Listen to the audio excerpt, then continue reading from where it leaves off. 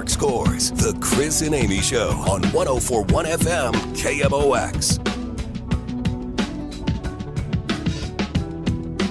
Good morning, friends, on this beautiful Tuesday in St. Louis. It is the Chris and Amy Show with you until 12 o'clock. Then the Gas House Gang at 12. And you better believe we'll have plenty of stuff to talk about then, as it is All-Star Game Day. That's what's going to happen later on tonight. Amy, Mark scores. Chris Ranji, 314-436-7900 to join the show by calling and texting. And if you want to join the show by leaving us voice messages from the Odyssey app, you can do that. We had a couple yesterday that we got to, and we would love to hear from you today, especially as we celebrate what was a fun night last night. We'll tell you all about it in just a moment. If you want to watch the show, yes, you can do that on Facebook, on YouTube, on Twitter. We are on Twitter at Chris Amy KMOX. The top three stories everyone will be talking about.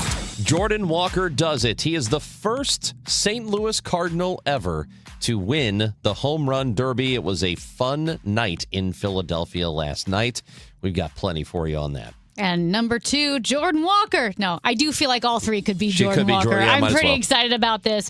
But Mayor Kara Spencer has signed the Rams settlement money spending bill. So 4 years in the making, and it has been signed. The money is going to be allocated and spent. And St. Charles County yesterday approving a 6-month data center moratorium. There's a ban on data centers in the county. They did it in the city already, St. Charles City, and now it's being done in the county, but for just 6 months. I think the governor of New York did it too. I heard that on ABC News this morning. So these moratoriums are spreading. So last night, as we mentioned, look, going into it, I feel like a lot of people, even some Cardinals fans, were like, I don't care much about the Home Run Derby. I don't care about the All-Star Game. And I'll be honest with you, I have not really sat down to watch many Home Run Derbies in the last, I don't know. Honestly, I think the last time I remember really focusing on a Home Run Derby was the one that Josh Hamilton had was it like 2008? Yeah, 2000. That's a long time ago. I know. That was the one. That was the last time I really was like into it, because that was a cool one. Obviously, the McGuire one in 1999 and I would in Boston. Watch it when Pujols, because Pujols did 4 home run derbies. Yeah, never won, but. And there was the one in, I think it was Milwaukee, where Sosa had a big showing, or maybe Atlanta. I don't remember exactly, but those are kind of the last ones I recall focusing on. But I made it a point to watch last night, and it was on Netflix, and a lot of people were annoyed that it was on Netflix, you being one of them. I was one of them. How did you access it? So I accessed it post. Okay, so you went back and watched it. Yeah, it was a lot more accessible, and you could watch like the whole thing basically after the fact. So did I lose the live excitement because obviously I knew what happened? Yes, I did. Yeah. But was it good enough that I still went back and watched it and got excited? Absolutely. So in watching it last night, they did the format where they had the 8 contestants, then they whittled it down to 4. Mm-hmm. And it was sort of a one-on-one format. And Jordan Walker, he passed the first round. He got enough to win the first round. Then he won his second matchup. And then he has to go up against Kyle Schwarber, who's a current former Cub. Yep. In Philadelphia. And the guy hits bombs. I mean, I think we all remember 2015. So the dude is just putting on a show. It's his turn. Walker goes second. And Schwarber is putting on he's just hitting bombs. And I'm like, okay, well, that was fun while it lasted. And he hit 11 home runs. And the way the format was, you get a certain amount of swings. That's it. There's no timer anymore. The first round, you got 20 swings. The second round, 15. The final, 15. Yeah, and so you only get a certain amount, right? So there was no timer like there had been for the last several years. There were no outs like they used to do it years ago, and it took forever. And it turned out that Walker was getting down to the end, and you can keep, if you have your final swing, you can keep hitting home runs. It's like bowling. When you get a strike on the final frame, you get to keep bowling until you stop throwing strikes. Okay. If you say so. This is- Exactly everybody like that. knows What are you this. talking about? Yeah, well, you get to, if he had all of his swings. Okay, nobody cares. But you We're get talking to about keep Jordan going. Walker here. This is so easy. This analogy is easy. I've never heard this, and nobody cares. But Jordan Walker gets to his final one, and he's like 3 shy. So he hits one. He hits another one that just bounced off the top of the fence in center field. And then he has, he can't miss, or it's all over. And here's how it ended with the tie and then the win. We are tied! Oh, man! Jordan Walker can upend the whole thing as one of the longest shots on the board with a home run right here.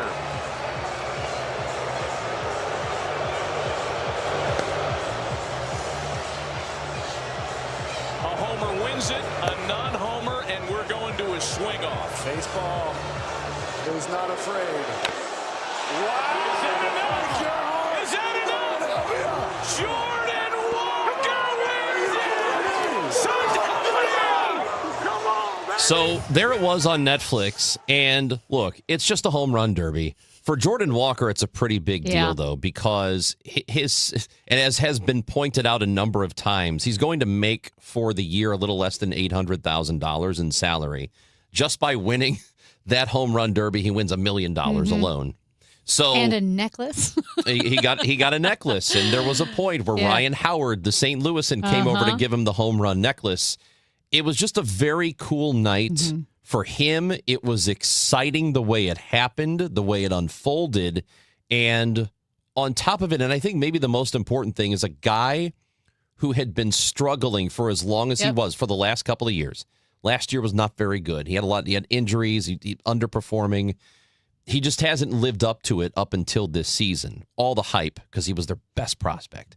And so here's this guy who has had a fantastic year. He has been named an all-star already. Then he was invited to the home run derby last night, and he pulled all that off. It feels like, even though there should be more to come in his career and a lot more, that it feels like a final recognition for a guy who went through a lot and is now coming out on top. It's just, again, just a home run derby, but not for him.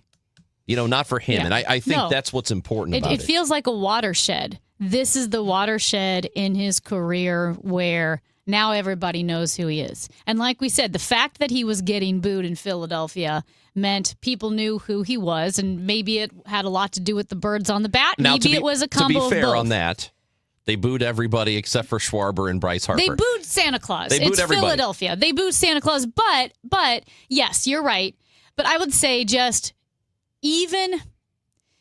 I think some people knew who he was, but even if you didn't know who he was didn't really know who he was going into that home run derby, you know who he is now.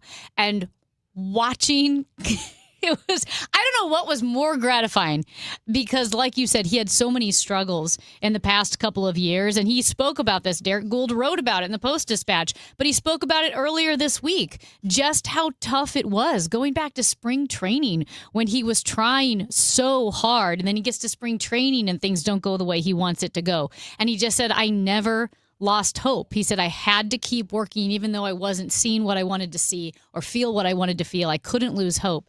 And so to see him overcome those struggles and not just be named an all-star and win the home run derby, and not just win the home run derby, but to win it in Philadelphia when you had Bryce Harper and Kyle Schwarber right there, and to win it with a walk-off win of a home run derby, because I guess I thought Schwarber would have batted last, but I'm so glad he didn't. I'm glad Schwarber went first and Walker got to bat last. And to win it in that fashion, I said, I don't know which was more gratifying, just seeing him absolutely succeed or seeing the look on Kyle Schwarber's face. Yeah, he wanted to win, which was cool. Yes. I mean, they were, this means something to those guys. And Yes. you could see it on Schwarber's face.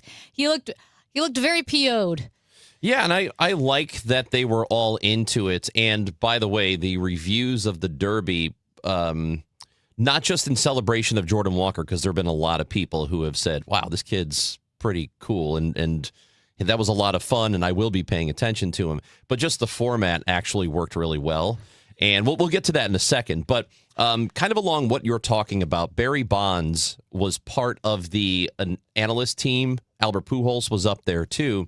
And after the whole thing, it all settles down, and they do the on-field interviews like immediately afterwards with Jordan Walker and his dad, which was really adorable.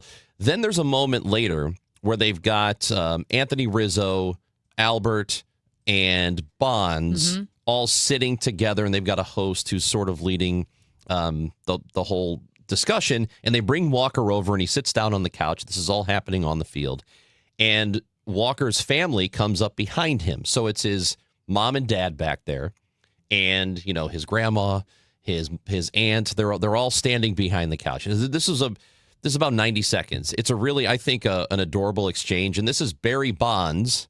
And keep in mind that Walker, as I mentioned earlier, gets $1 million for winning the whole thing. But this is what happened right afterwards.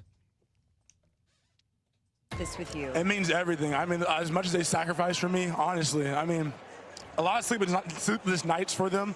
I mean, I got 2 other siblings, and they both had things to do. My brother's in film and art, and my sister did volleyball. So it wasn't easy for them. But they figured out a way to get me to, all my lessons, all my games. And I wouldn't be here without them. And that's a good thing. Grandma's I like here that. too. What you said. Right. Grandma's here too. You made a valid point. And Sister Maya.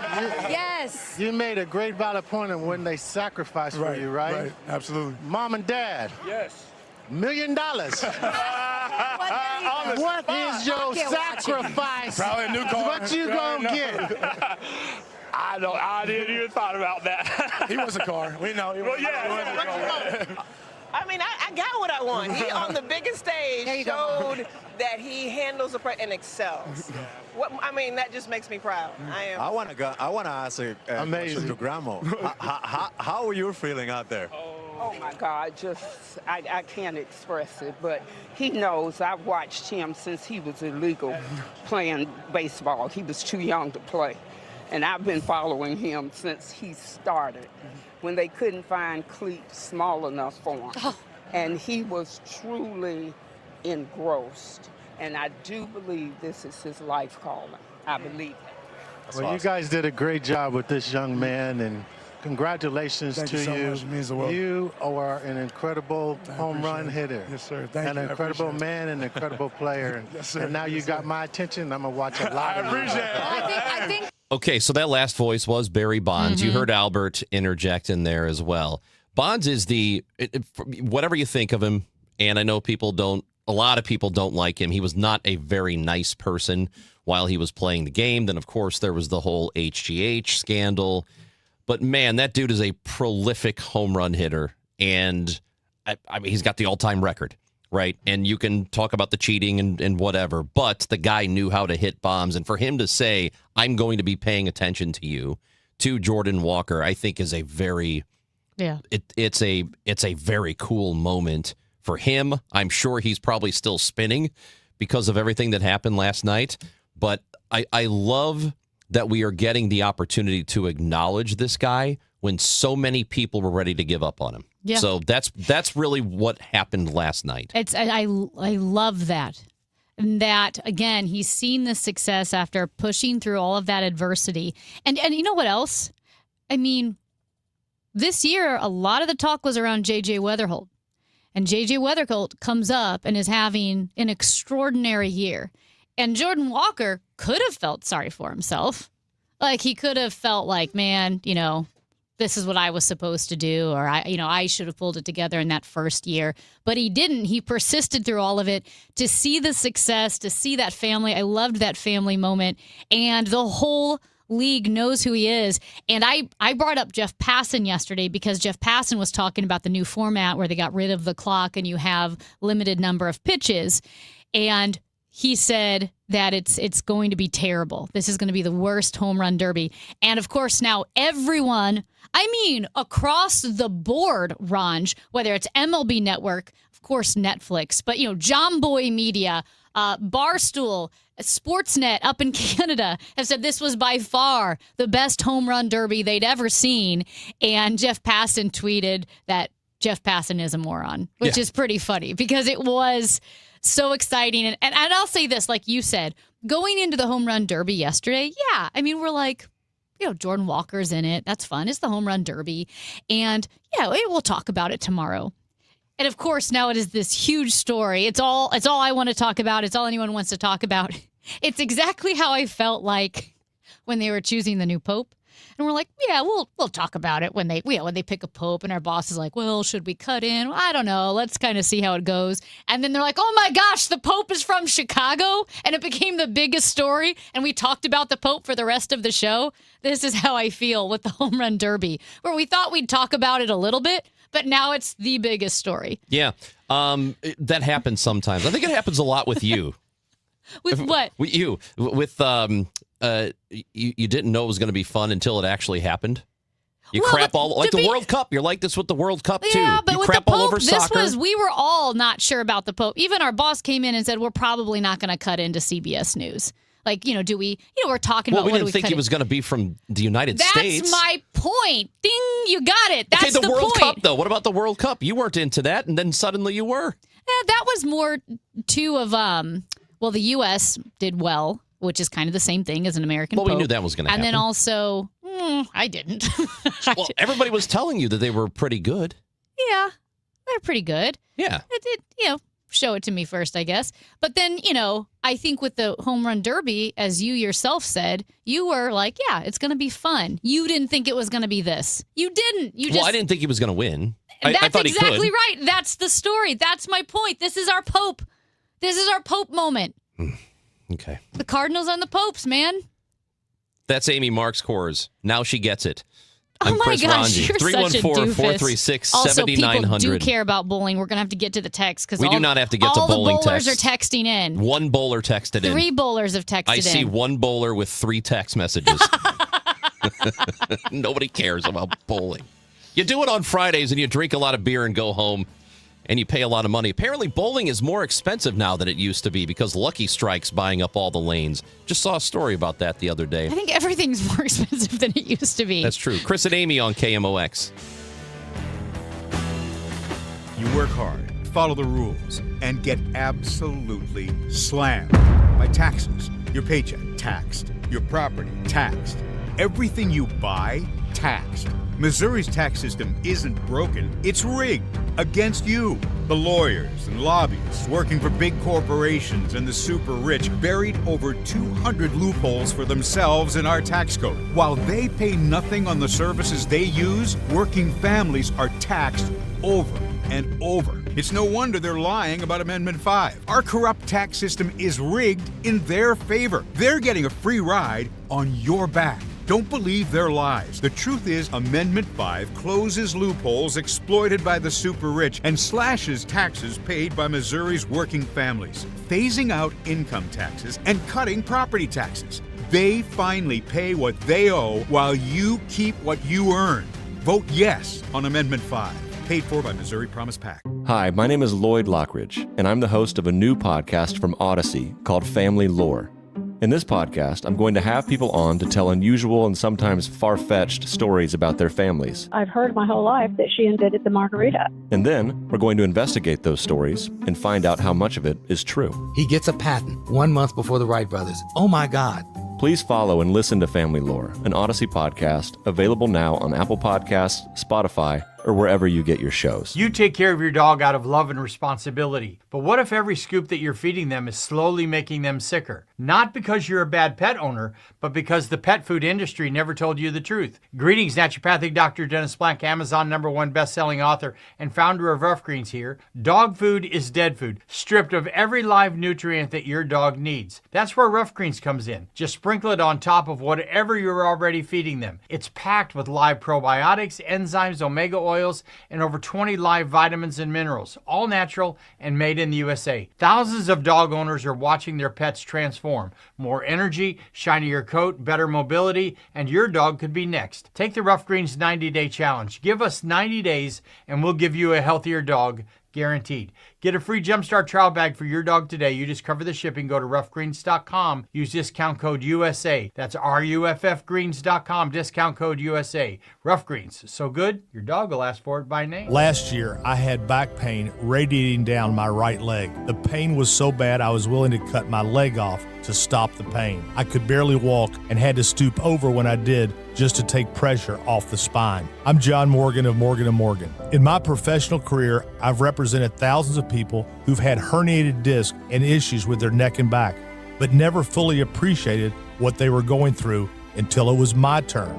It's like trying to describe colors to a blind person who's never had sight. All I can tell you is it hurt like hell, but worse. My daily walk was gone, and that bothered me a great deal. Then I thought of all of you and how much more devastating this type of injury could be for you. My life stopped. I now feel your pain. Just know at Morgan & Morgan, we got your back. I understand. Morgan means more. The choice of a lawyer is an important decision and should not be based solely upon advertisements. Past results afford no guarantee of future results. Every case is different and must be judged on its own merits. Hey guys, Glover here with my friend Stewie from Stewart's American Mortgage Corporation. Stewie, let's talk about refinancings, and let's just bottom line this. Everyone needs money at some point in their life. You know what, Dave? There's so many different ways you can make money. Number one, go to a lower rate. If you're financed over the last 3 years, chances are you're paying a higher rate than what you can today. Refinance with the Bagel loan, no closing costs at all. And that's number one. Number two, a lot of people are concerned not about the cash flow, but overall interest that you're paying. Go from a 30-year to a 20-year. The rates are lower on a 20-year versus a 30-year. Save hundreds of thousands of dollars. And third is the really easy way. You need cash. I need cash. Take cash out. Refinance now. Take the money you need. Keep the payment the same. It's easy. It's simple. All with no closing costs with that Bagel loan. If you're looking to save money, get a little cash to your pocket, and do it with the right person, give Stewie a call or a text on his personal cell phone, 314-324-4440, or Google the Bagel loan, NMLS 226715. Love your low mortgage rate but need extra cash? Don't refinance. Get a Scott Credit Union home equity line of credit for home renovations or debt consolidation. Learn more at scu.org. Rates vary. Terms and conditions apply. 100 years of service and still at your service. KMOX.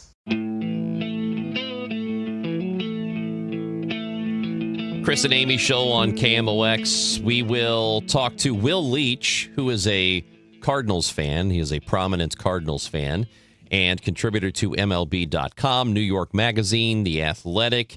We wanted to talk a little Cardinals baseball with him, and he had a really cool piece on Widows Bay, that show on Apple TV.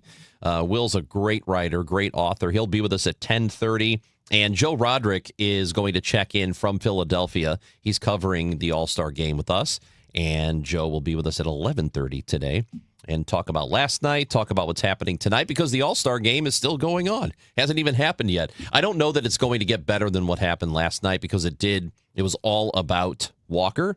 And he would have to hit 3 home runs in this game. I mean, he would. It would be cool if he plays. Yeah. And, I mean, he's going to play. He'll get in. I don't know how much he'll play. But it'll be cool if he does something with his at-bat. If he hits a home run in his at-bat tonight, that'd be cool. Like I said, yeah. How many at-bats will he get? I don't know.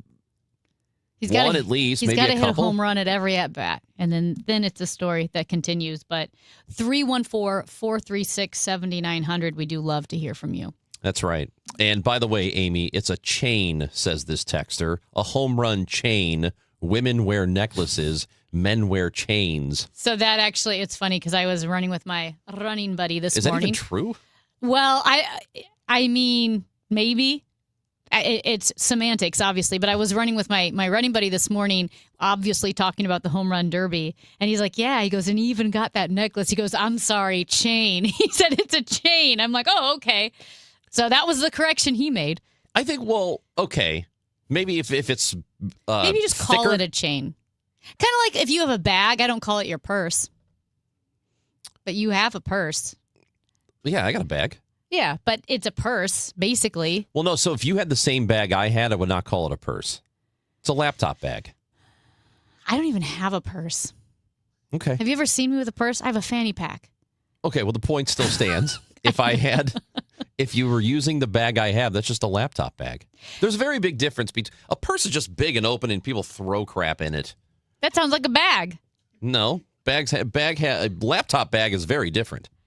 It's a man It's bag. padded. It's a man bag. You can still be tough and carry your stuff. That's what they say. I've never heard that. But it's got padding so that you don't wreck your laptop. But what if you're not carrying your laptop? Then I wouldn't have it probably. I only have the bag because of my laptop. But when you live in the city, a lot of guys carry bags in Chicago. Yeah, I always got laptops in there. That's what keeps it manly. It's called your EDC, your everyday carry. Mary joins us on KMOX. What's up, Mary? Hello, Mary. Mary. Goodbye, Mary.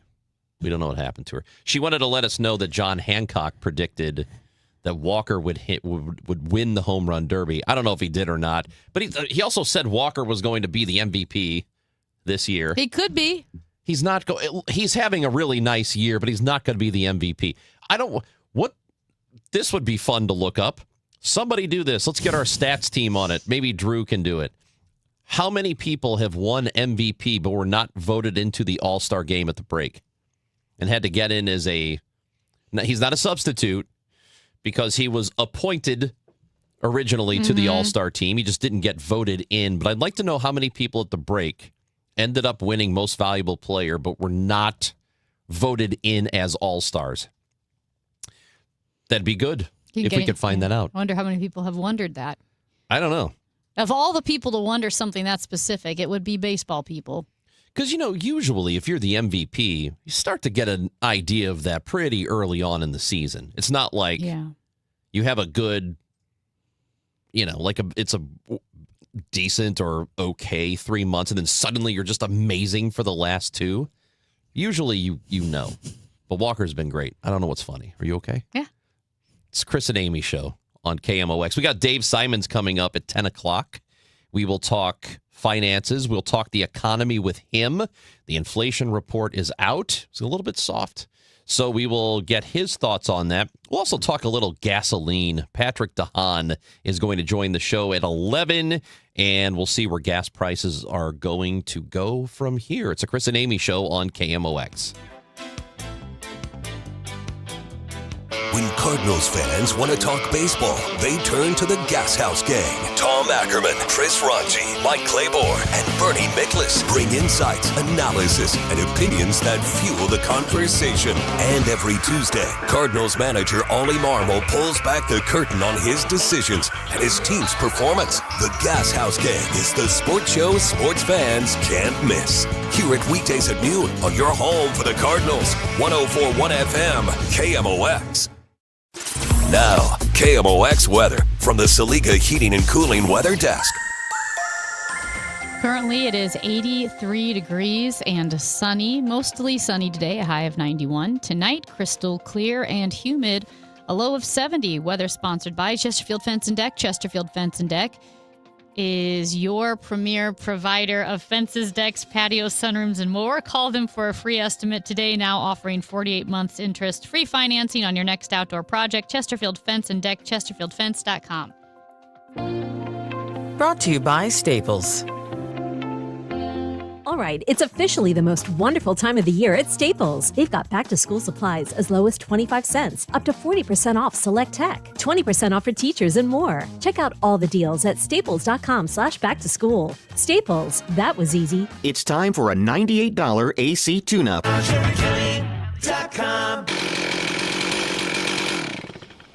Let's take a break. Good idea. Hey, Tom, what are you doing on that Amendment 4? You know we fought for our freedom and rights. I'm not giving them away without a fight. 4 takes them? That's exactly what 4 does. For over 100 years, Missouri voters have used our constitutional power to act when the politicians refused. I'll be darned if I'm voting to pass on less freedom and power to my kids. And doesn't 4 kill majority rule? Yep, creates minority rule, where just 5% of statewide voters in one district can block anti-citizen-led reform, making it nearly impossible to pass citizen-led ballot measures. That's just dumb. And when the politicians refuse to act, we've used citizen-led ballot measures to pass some big stuff, like lobbyist reforms, term limits for career politicians, and outlawing tax hikes without voter approval. I'm not surrendering my power and rights to a bunch of politicians and lobbyists. I've no on Amendment 4. Hard no on 4. Pay 4 buttons or inch prepare governance. Someone had a birthday. Yep, 50. Can't believe it. 50 years of wisdom. Great segue. We have a health reminder from the CDC.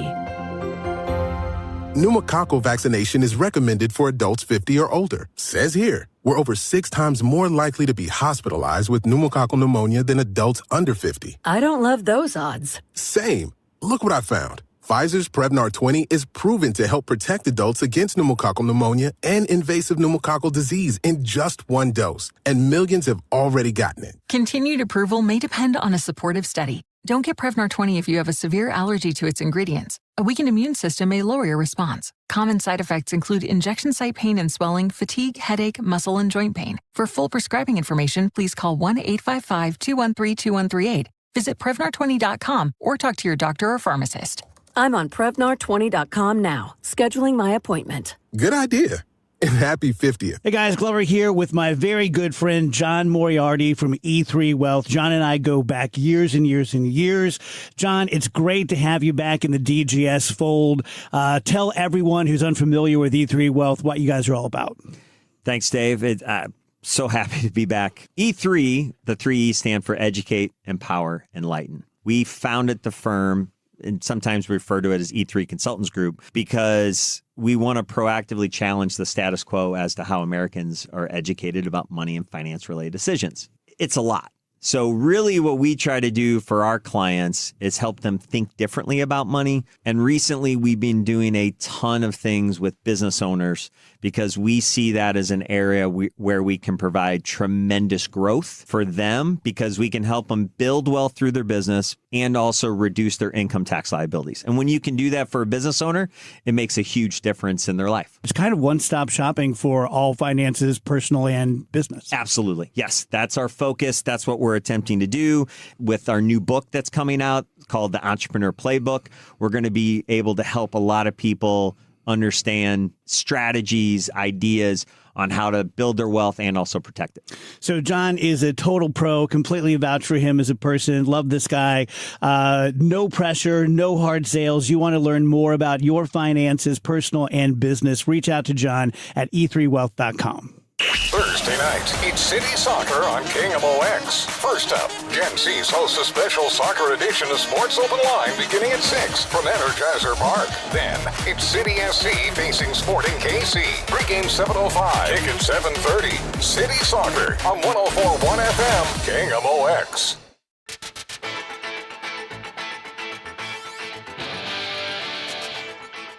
Chris and Amy show on KMOX. I mentioned Will Leach, and a texter says, isn't Will that really hyper guy?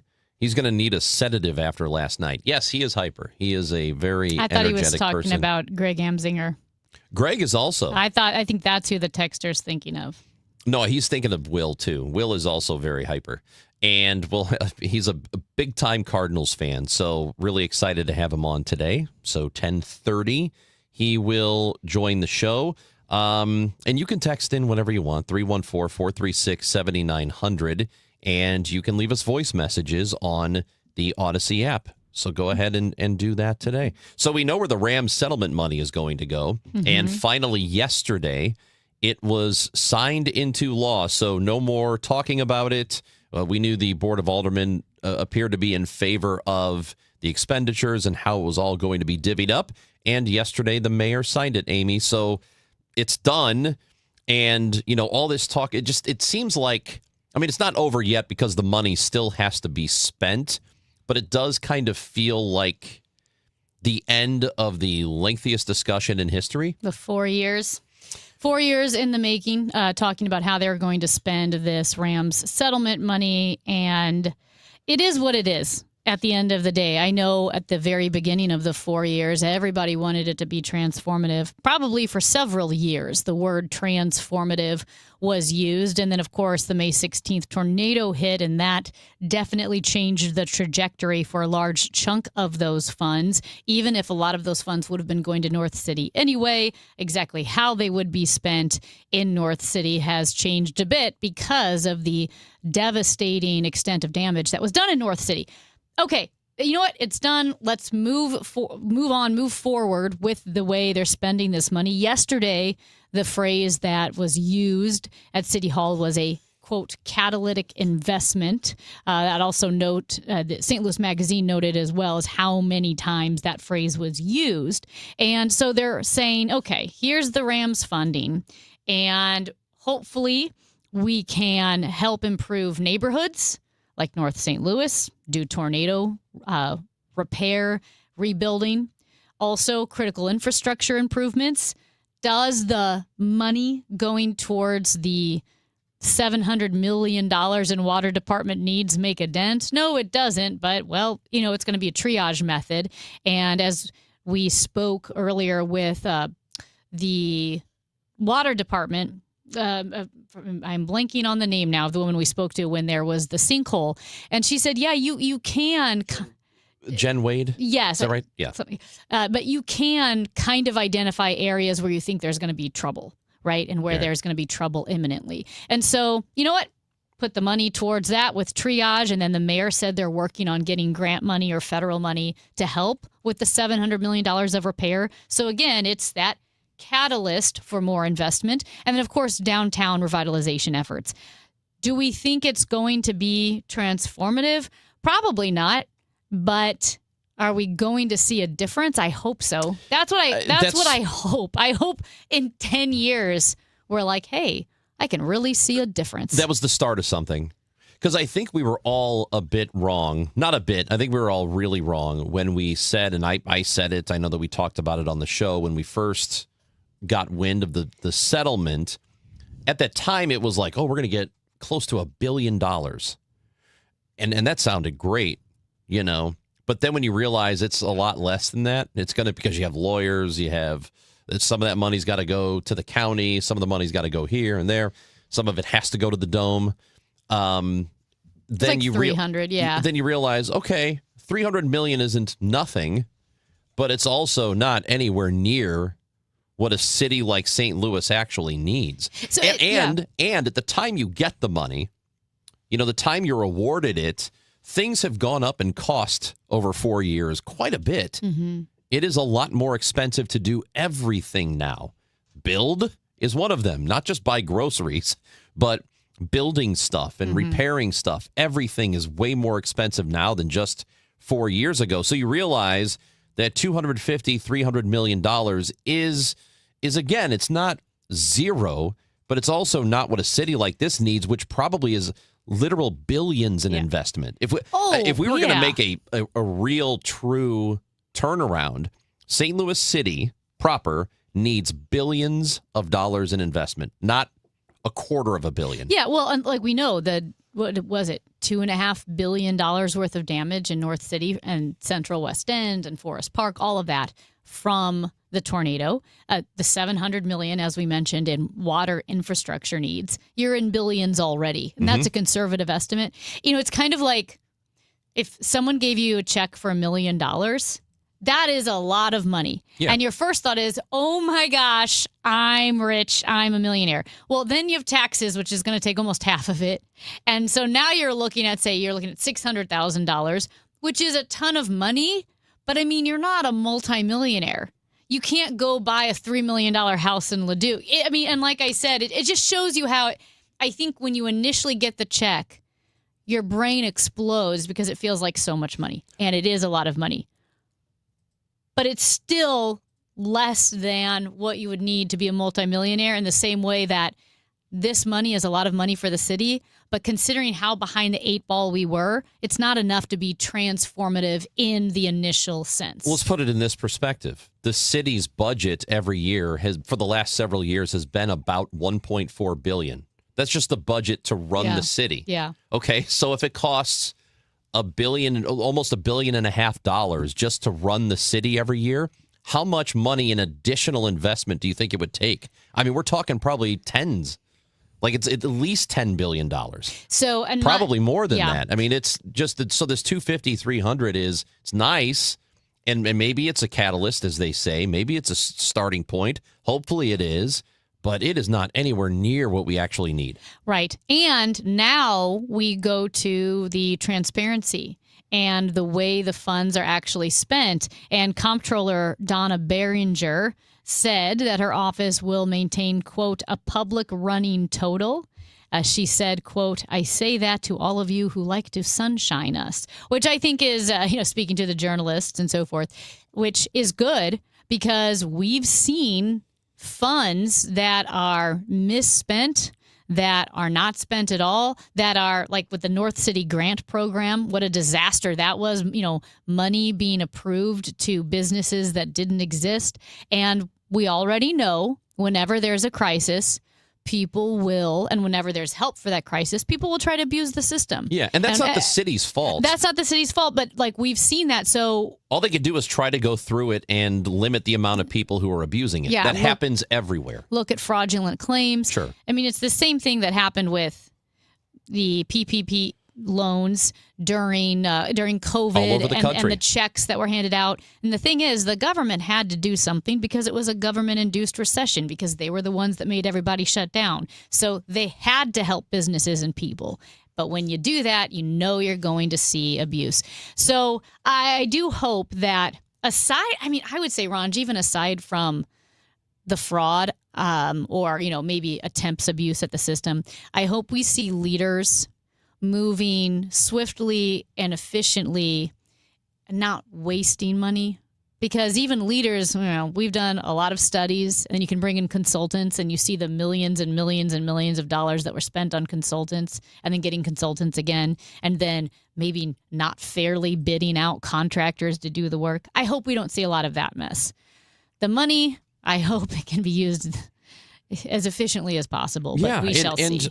We'll see. I think it is a difficult chore for them just because it seems to me the city, just generally speaking, is understaffed. Mm-hmm. So I think it will be difficult to parse through all of these,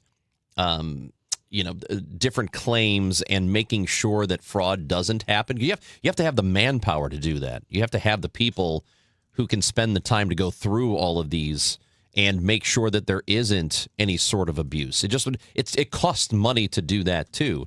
So all we can do is hope, and I guess we can just hope that people don't try too much to take advantage, but they're going to.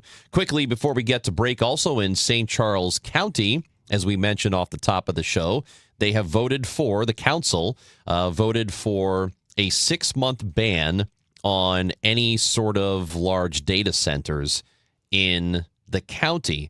And everybody, I don't think anybody voted against it. I mean, people appear to really largely be against data centers in general. They are very, very unpopular in the country, and that has been reflected in most city councils or county councils, unless you're in Fenton, and then you lose your job. But for some people, it's not long enough. 6 months is something, but there was one person, Joe Brazel, who we have talked to before, councilman out of District 2, who said that he doesn't know why they're not making it a permanent one. If you're going to do 6 months, it seems like just a show, just to get past the election, the general election, and then why not do this for at least 1 year or for 2, he says. And I kind of, I don't know. I can get down with that. Like, I understand 6 months because what they're saying is the data centers and these developers and this, like Bob Clark, very active in getting data centers built locally. A lot of times that outpaces what the legislators know, what city councils know about the data centers and what the impact is. So I totally understand buying time, even if it's 6 months, because you're saying, well, wait a minute, we need to figure out what our city believes about data centers and how our city is going to approach and his argument is that's not enough time.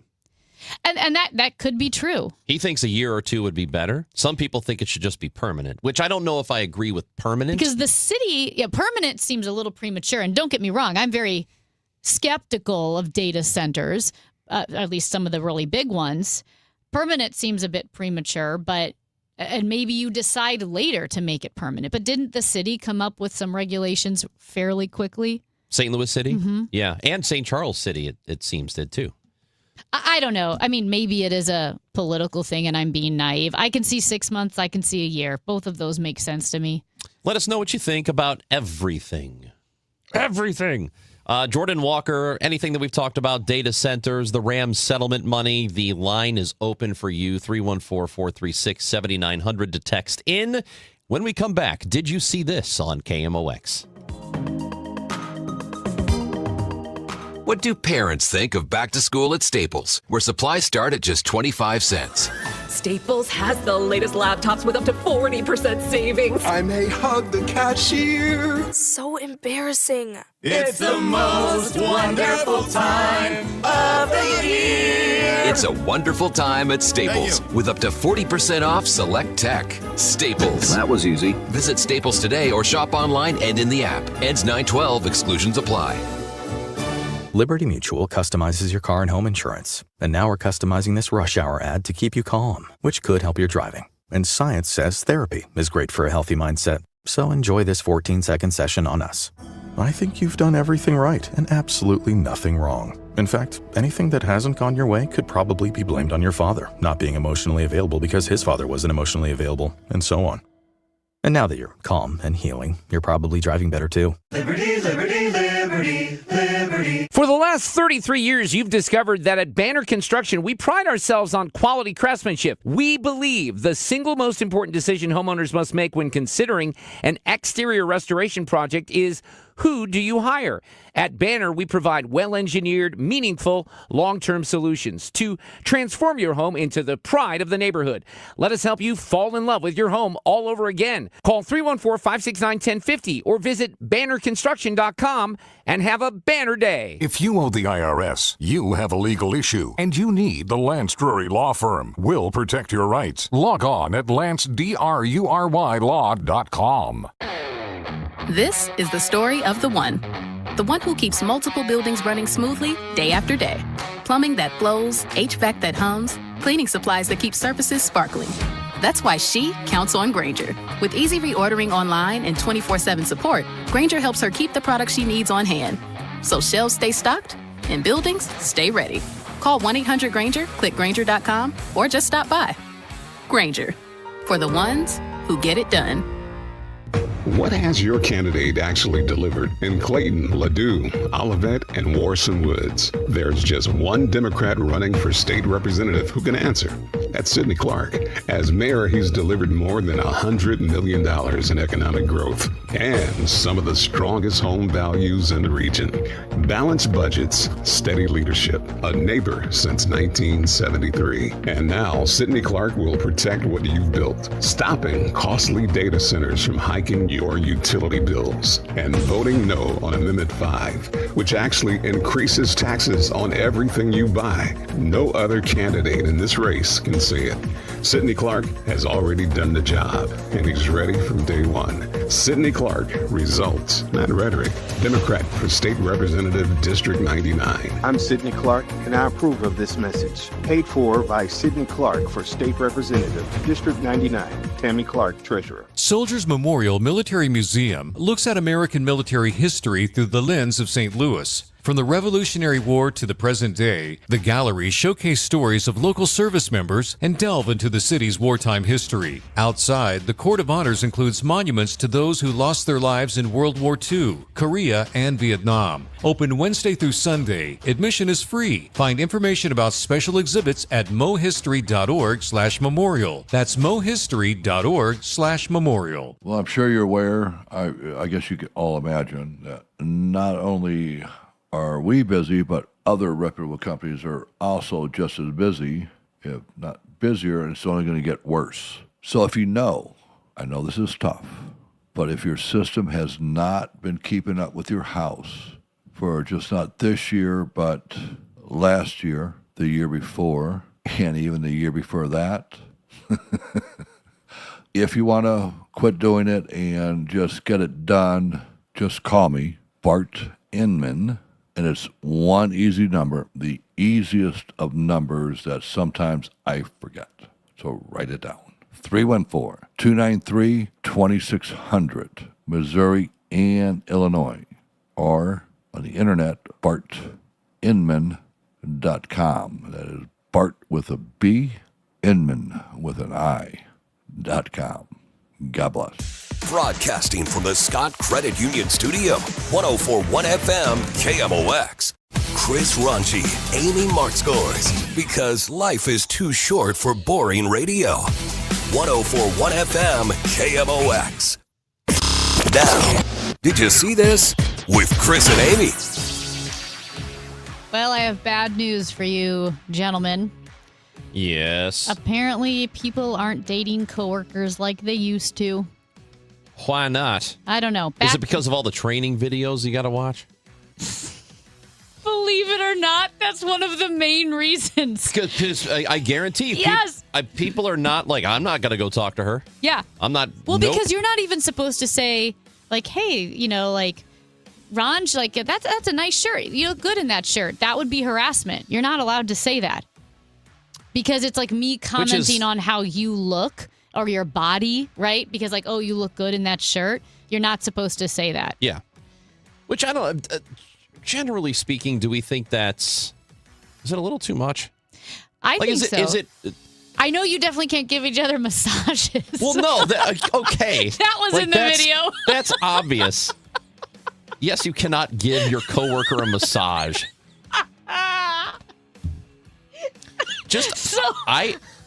All right, go ahead. Here's some numbers while you're formulating your thoughts. So, back in 2008, 40% of those surveyed by the Harris poll said they had gone out on a date with a coworker. 40!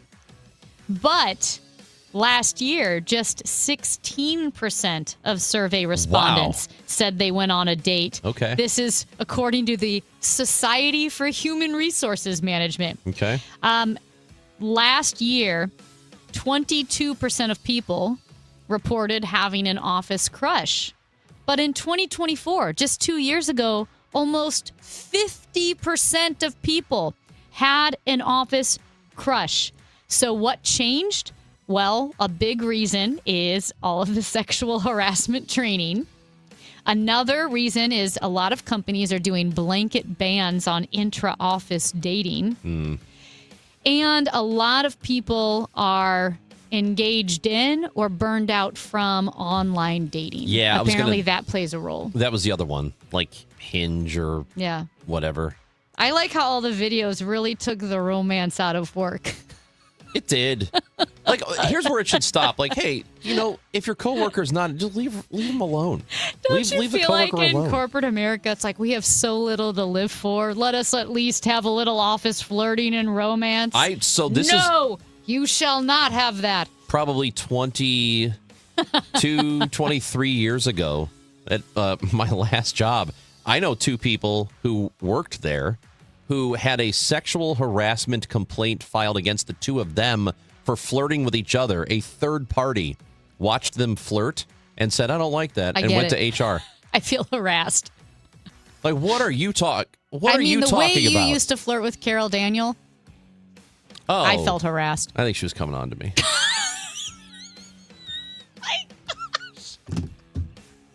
She was not. She was not. I can't even tell you the story I was going to tell you. We don't have time anymore. We'll do it next hour. right. Also, I'll say another texter, which I thought this was something too. Maybe working from home. A lot of that people has a lot to do work with it from too. home. Yeah, that's a great point.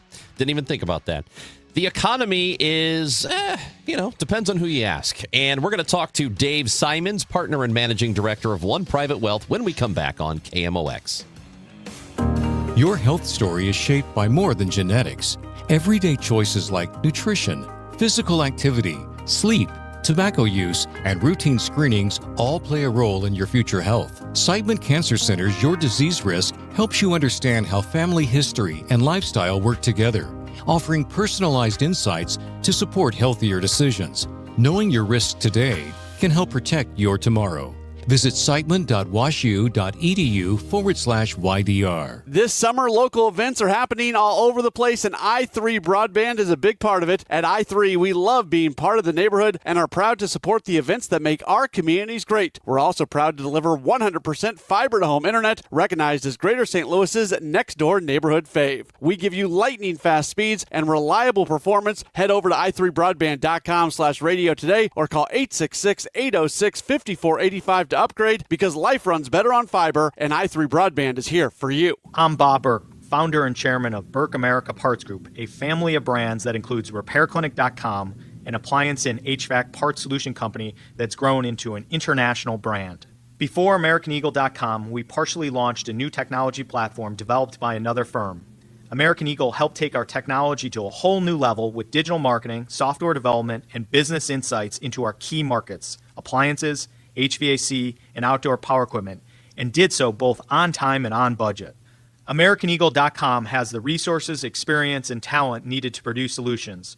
Our new technology platform, developed by AmericanEagle.com, has produced tremendous results with higher traffic, conversion, engagement, and online revenue.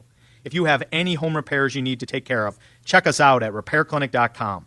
If you need a world-class website or technology project, then I would highly recommend AmericanEagle.com. Call AmericanEagle.com at 773-NETWORK. That's AmericanEagle.com, 773-NETWORK. My house has a new glow. I love my windows. Universal Windows Direct.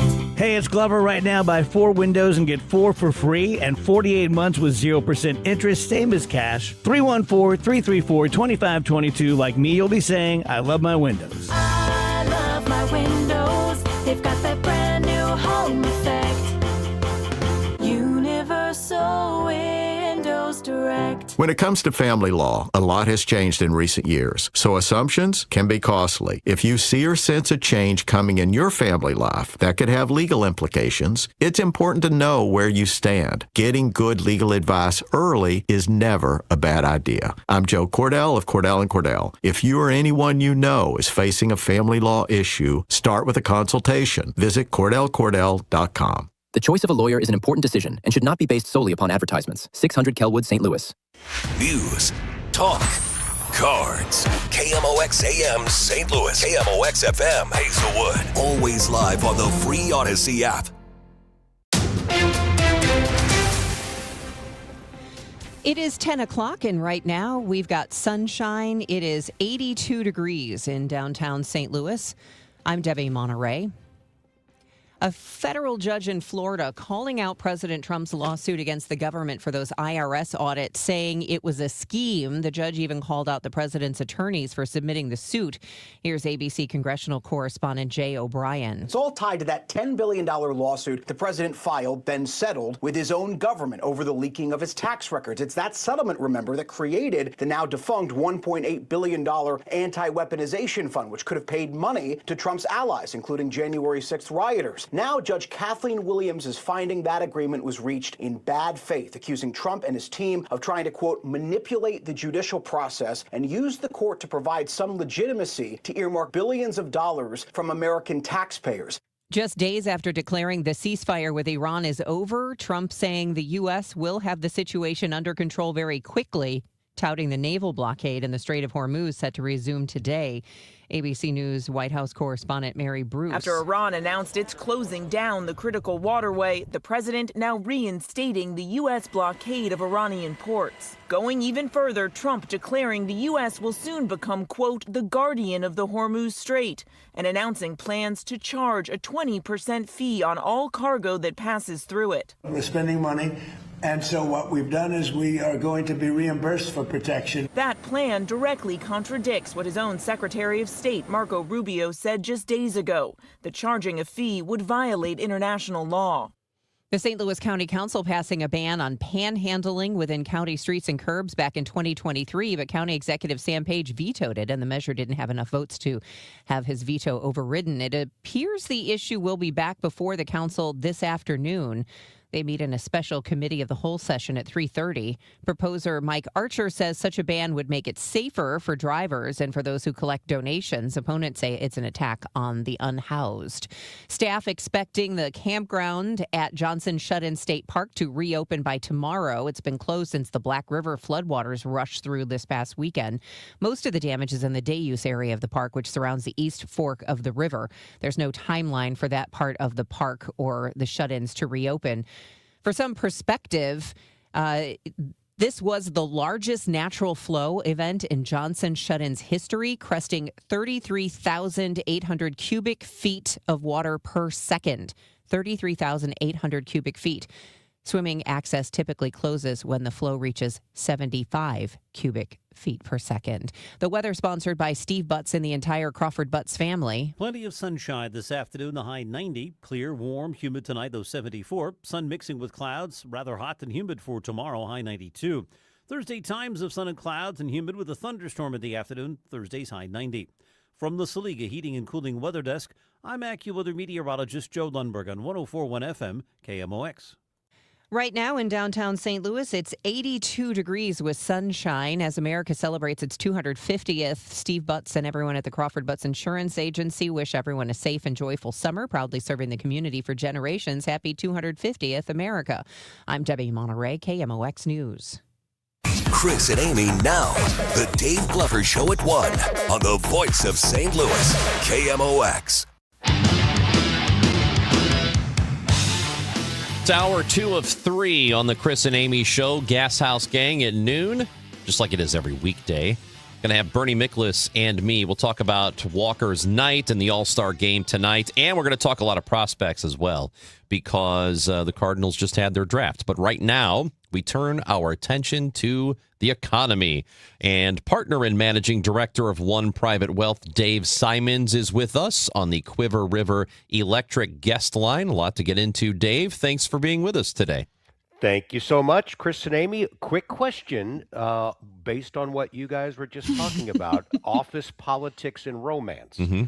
Just asking for a friend here. Mm-hmm. But would you include in that also interns? Maybe you don't mess around with interns?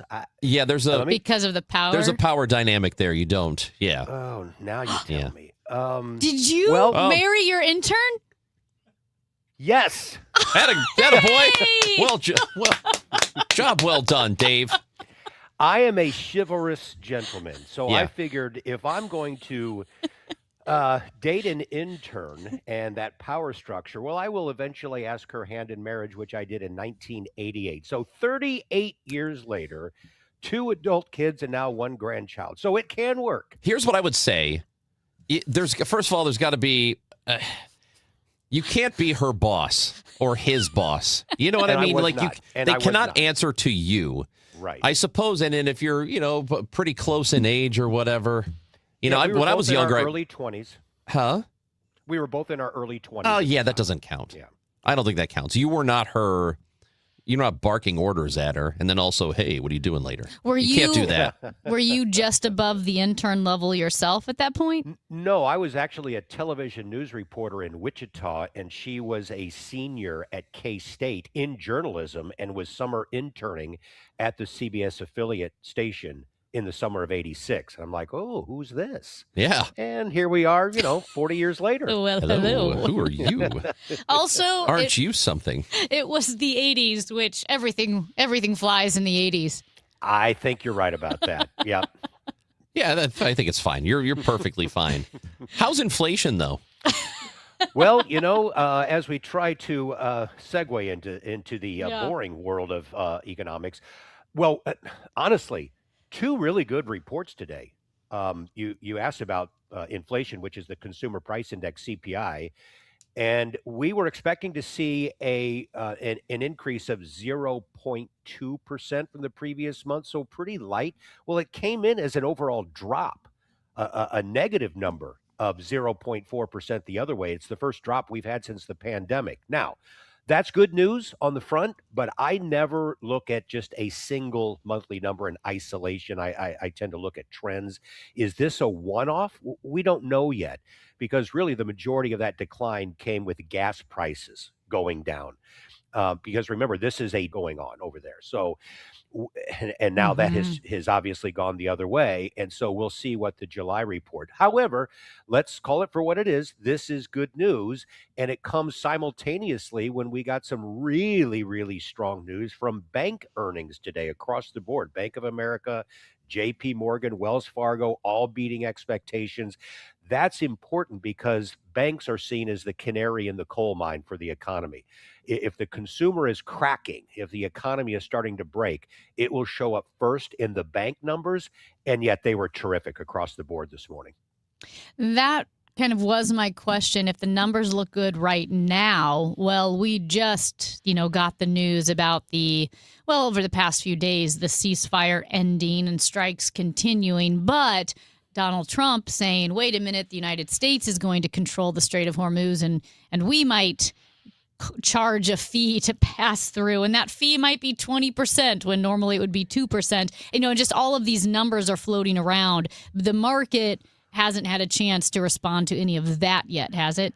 Yeah, and I just was listening to the top of the hour news, and the report was, but Marco Rubio just said that we can't charge, because it violates the global constitution, if you will, of international trade. So I think Wall Street has learned to take everything with a grain of salt with what the president has to say. I'm personally not taking sides. Don't read anything into that.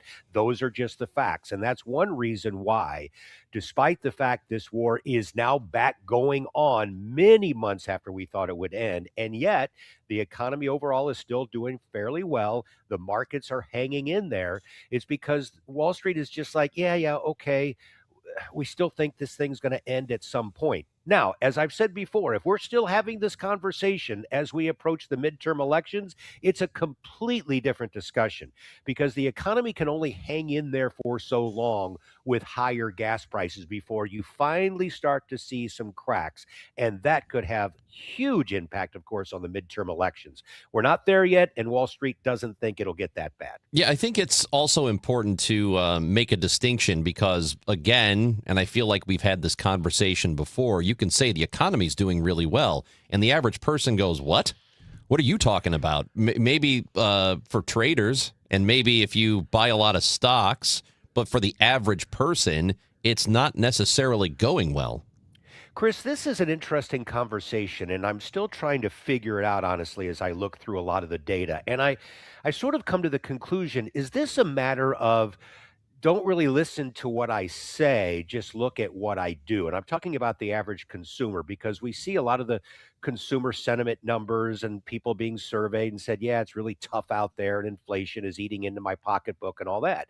But then we look at, I'll just pick one example, Bank of America. This morning, the numbers, they showed an increase across the board, including consumer activity, consumer lending. And then on the institutional side, there was much stronger M&A activity. There really wasn't an area across the board in Bank of America's earnings that was any red flag. That's from the very top of corporate activity all the way down. In fact, I just saw an interview with the CEO of Bank of America this morning, Brian Moynihan, and he even said the lower income clients that they have after not adding to their savings and not doing much activity for a while, they've seen an increase again now in the last quarter. Where that's coming from, how it's happening, I'm not sure, but it's encouraging. And maybe that's because gas prices did start to come down a little bit. But the economy, we can't deny it, is actually doing fairly well despite everything that we see in the headlines sometimes from people who say, indeed, it's been very tough. Hey, Dave, I have a question, a bigger question about the American dream and the way the American household spends its money. And I will preface it by saying I'm not the person who says, oh, millennials can't buy houses because they buy avocado toast. I get that argument. At the same time, sometimes when I look at how a lot of us live now compared to even how my parents started out, who never went on vacation, and they had one little, box antenna TV. They had, makeshift furniture, I'm pretty sure, with some plywood. And it was like that for a long time for them. Do you find that Americans, when I look around, Oh my goodness, we have so much stuff. Every household seems to have multiple TVs and tons of clothes, and we spend so much money on junk, and we spend so much money on travel teams. And Traveled, yes. my parents never traveled, never left the country. They never played on club teams. How has the way the American household spends its money changed how attainable the American dream is? Even though I'm the first to admit houses, college, that's all gone up. But man, we spend differently. Oh man, there's so much there, and with the limited confines we have, Yeah. just to talk for a few minutes, it's hard to get too deep into this. But you're exactly right, Amy. I grew up in the 60s and 70s here in St. Louis. My dad was a teacher. My mom would occasionally have odd jobs. I would consider ourselves very just middle class. We took one vacation my entire life. One. I didn't feel like we were of wanted, of needs. That's what life was. And that vacation was down to Florida in I think it was 1971 or something. But yeah, you're exactly right. I watch my kids who are now in their early 30s and their friends, they've actually traveled to country. My daughter and her husband have been to New Zealand, which is on my bucket list. I'm like, well, wait a minute. And I'll eventually get there. But you're exactly right. That is a generational thing, and it's a priority thing. And so I understand. It really is true that young people are having a tougher time buying their first home. I can look at the data and say it was easier for me in my generation. There's no question about that. But if I really dug into spending habits and how budgets are arranged for a lot of young people, I could say, really, do you really need that? I mean, I never had that. I would have never thought about buying that. It's a complete mindset, and I don't know that that's going to change. Well, what about this, though? A lot of these goods we're talking about, relatively speaking, a television today, relatively speaking, pretty inexpensive. You can get a really good one for a couple $100. Used to be that was a massive purchase because they were very expensive. A VCR used to be really, really expensive. So yes, maybe people are buying TVs and buying some everyday goods, things that they use every day. I'm not going to put trips in there because I don't think most of us are going to New Zealand. Or the travel teams, which we talked about how and the travel expensive. teams. But a lot of Americans But it still does not, it's still, like, even if you stopped buying all that stuff, it is still really blanking hard to buy a house because they are so expensive, way more than they used to be. That's why the average, this is incredible to me. The average age now of a first-time home buyer just went above 40 for the first time in history. Like, whoa, that is crazy. And let me give you one anecdotal story here too about spending priorities. I really wanted to go to a World Cup game.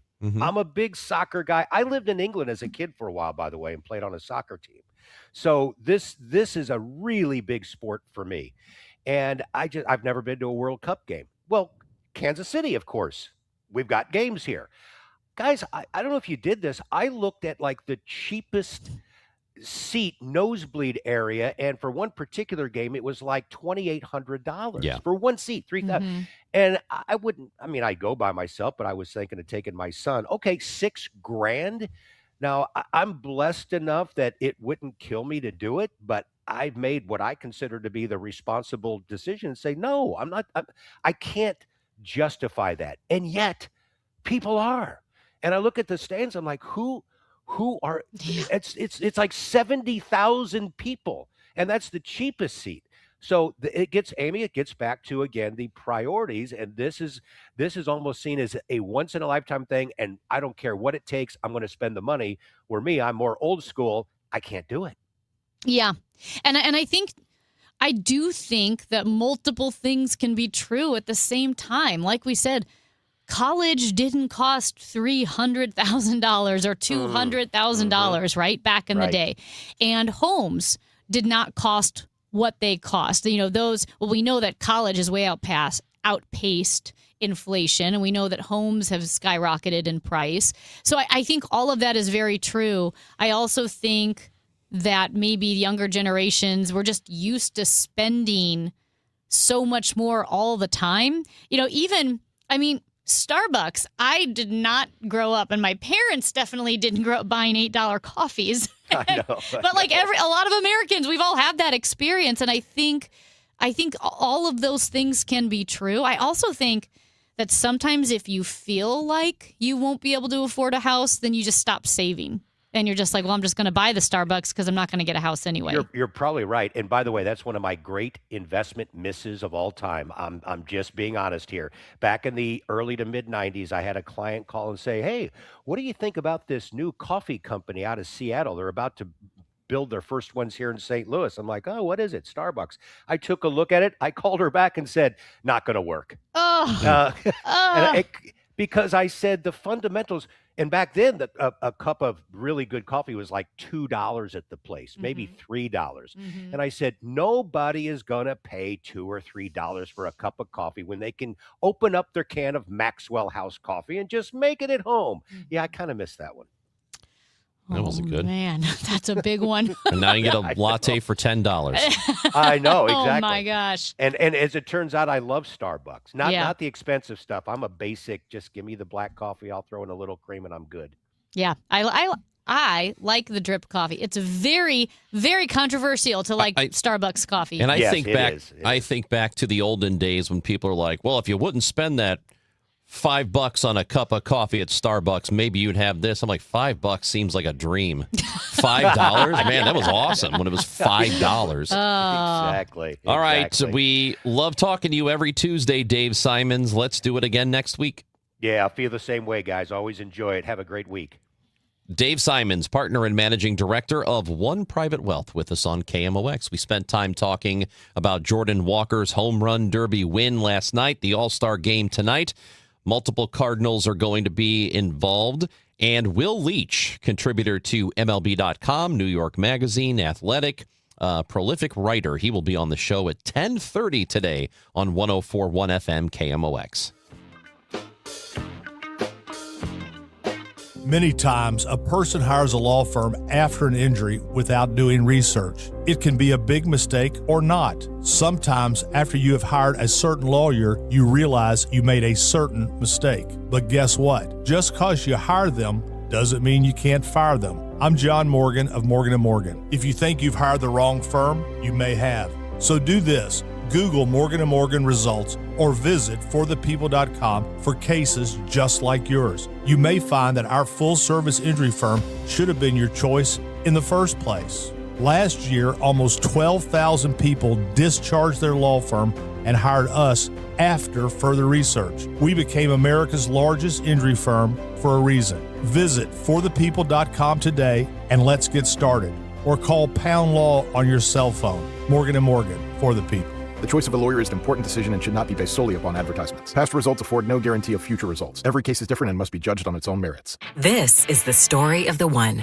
As a maintenance engineer at a beverage manufacturing plant, he starts his day knowing every line is ready to run because Grainger delivers the industrial-grade products he needs to keep mixers, conveyors, and packaging equipment moving. With Grainger's vast selection of bearings, belts, and motors, he keeps operations running smoothly, so nothing grinds to a halt. Call 1-800-GRAINGER, click Grainger.com, or just stop by. Grainger, for the ones who get it done.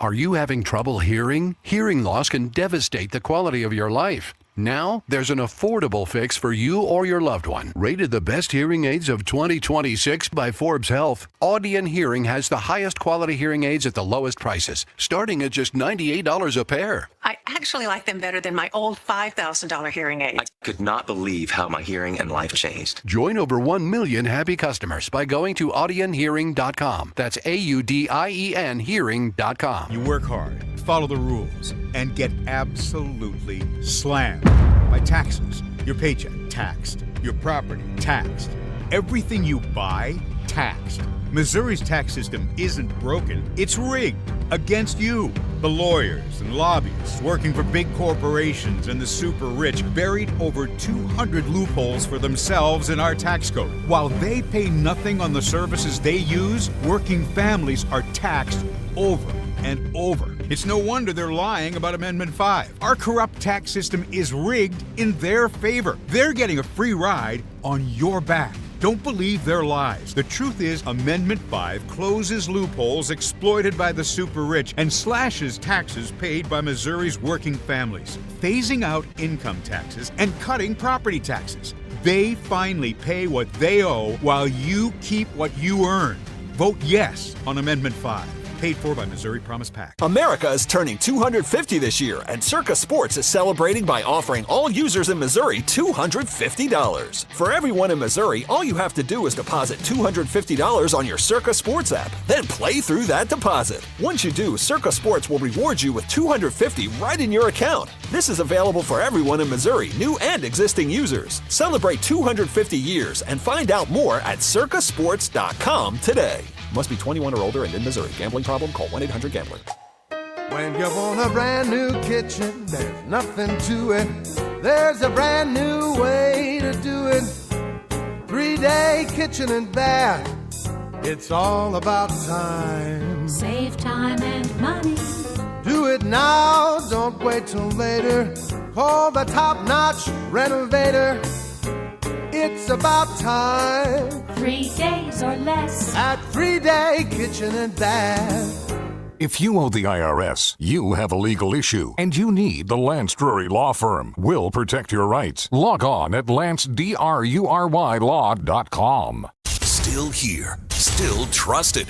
The voice of St. Louis, KMOX.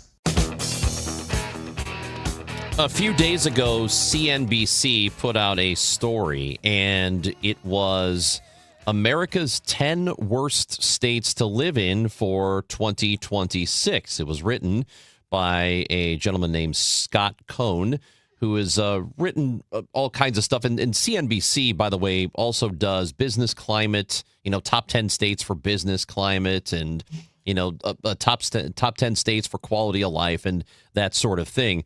Well, this particular piece has gotten quite a bit of pushback, mainly from conservatives, because all 10 of the states listed are conservative states. Number 7 on the list, so the 7th worst state to live in, according to this list, is Missouri. And some of the factors they use are, and again, they do call it quality of life. Part of that calculus is the business climate. There is also crime rates, air quality, health care, affordability, cost, child care, inclusiveness of states' laws, and reproductive rights. So there are all sorts of different metrics they are using, and they have determined that Missouri is 7th worst. And here's what they write about the state. With 462 violent offenses per 100,000 residents in 24, according to FBI crime stats, Missouri is among America's most violent states. The Show Me State also ranked in the top 10 for firearm deaths last year. In June, Governor Kehoe signed a sweeping crime bill aimed at helping to get the situation under control. It includes tougher sentences, a greater ability to charge juveniles as adults, and several new offenses involving cyber stalking and the use of drones. So the strengths of the state, according to this, are air quality and worker protections, but the weaknesses are crime, health, and inclusiveness. Missouri's fine. I did not grow up in this state. I grew up across the river. I don't see a massive difference in the two, except that in this general area, I think most of the action happens to be on the Missouri side just because St. Louis City is here, right? So look, I don't know how I feel about these lists, and sometimes they're silly. Sometimes there's a lot of truth to them. I don't know. Missouri's fine. It's all subjective. I would say this is a stupid list. It's just I don't think it's subjective. stupid, but I think it's... I can see why somebody would think Missouri stinks. You think Missouri stinks. It's fine. Yeah, but that's fine. You're from Illinois. You love Chicago. Go live in Chicago. And you know what? That's okay, fine. that's dumb. That's really dumb. No, it's not. That's dumb to say that. I don't think Missouri is a great state. I think it's okay. I like living here, but I can see why people from the outside would not think it's good. Which is the same point I'm making. I grew up 10 minutes from here. It's not like I grew up in Chicago. I grew up in Granite City. Calm down. My point is that... I am calm. I'm just telling you, I grew up right across the river. My point is, if you're from New York and you love New York and Missouri stinks, that's okay. That's why we have 50 states. Right. That's not me. Okay, well, I meant in general, if like a lot of times, yes, if people don't like Missouri, they think it stinks, that's fine. There's a lot of people who love Missouri in the same way that there are a lot of people who love California, and there are a lot of people who move from California. There are people who love New York. Go live in New York. That's okay. That's why some of these subjective lists are kind of silly to me. The strength of a lot of these states was air quality, which is really funny because I was talking to someone, a girl actually, who moved to Colorado from California. She's from San Diego, which I just, everyone talks about how great it is. And she said one of the biggest complaints is like the air quality in the cities in California gets so bad. And so, that would be considered a weakness. So you could say, oh, well, California is one of the worst states because it has high taxes and terrible air quality. It just depends on what you value. And everybody values different things. Indiana is on this list as one of the worst states, which I don't agree with necessarily, but one of the big reasons is because they said they don't have a lot of child care services. That's a very specific reason, right? Why it may be the worst for somebody. I don't have kids. So but it does affect a lot of people. Doesn't factor into me. Sure, but that's my whole point is why these lists are goofy. Another state on the list is Utah.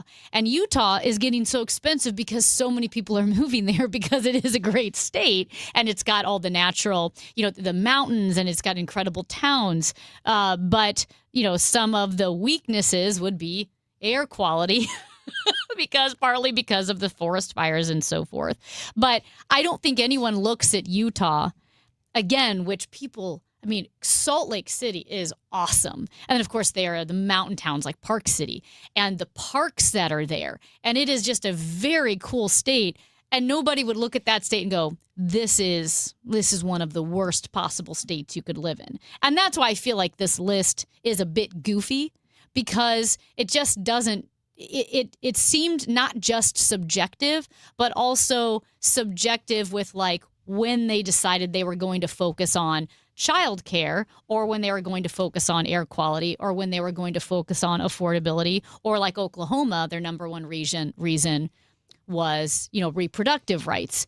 And all of it didn't feel like a consistent list to me. Like you kind of got to lean into a lane and say, if this is what you value, these states might not be great for you, but it kind of felt all over the board like they... Well, yeah, it's taking multiple factors and rolling it into one thing, and that's how they reach the scores. It just didn't feel consistent enough. Like, I feel like you could put any of the 50 states, you could manipulate it so that any 10 states, you could put New York in there, you could put Massachusetts just by depending on what you're focusing on. That's why it felt kind of silly to me.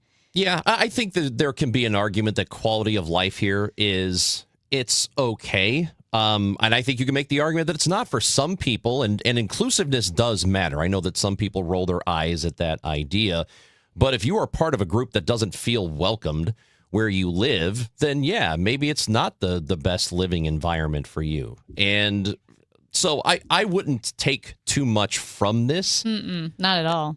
But also I don't think it's something to completely ignore either. And we're trying to, eliminate income state tax, thinking that's going to bring people here. If the state is so great, as soon as they eliminate the income tax, then people should be flooding to Missouri, which I don't think we're going to see happen. Yeah, I think it's like people, like I said, I love Colorado, and I want to spend half my time in Colorado, but half my time in St. Louis because my family's here.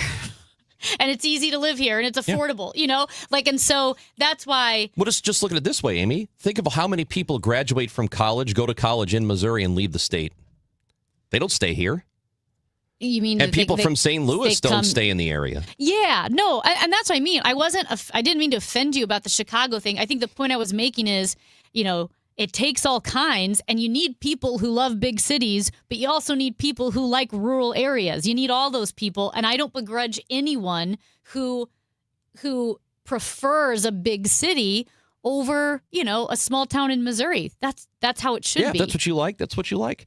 If you want to talk a little baseball or hear a little baseball discussion, and you're still excited about what Jordan Walker did in the All-Star game last night, Will Leach, contributor to MLB Network or MLB.com, New York Magazine, and The Athletic, will join us next on KMOX.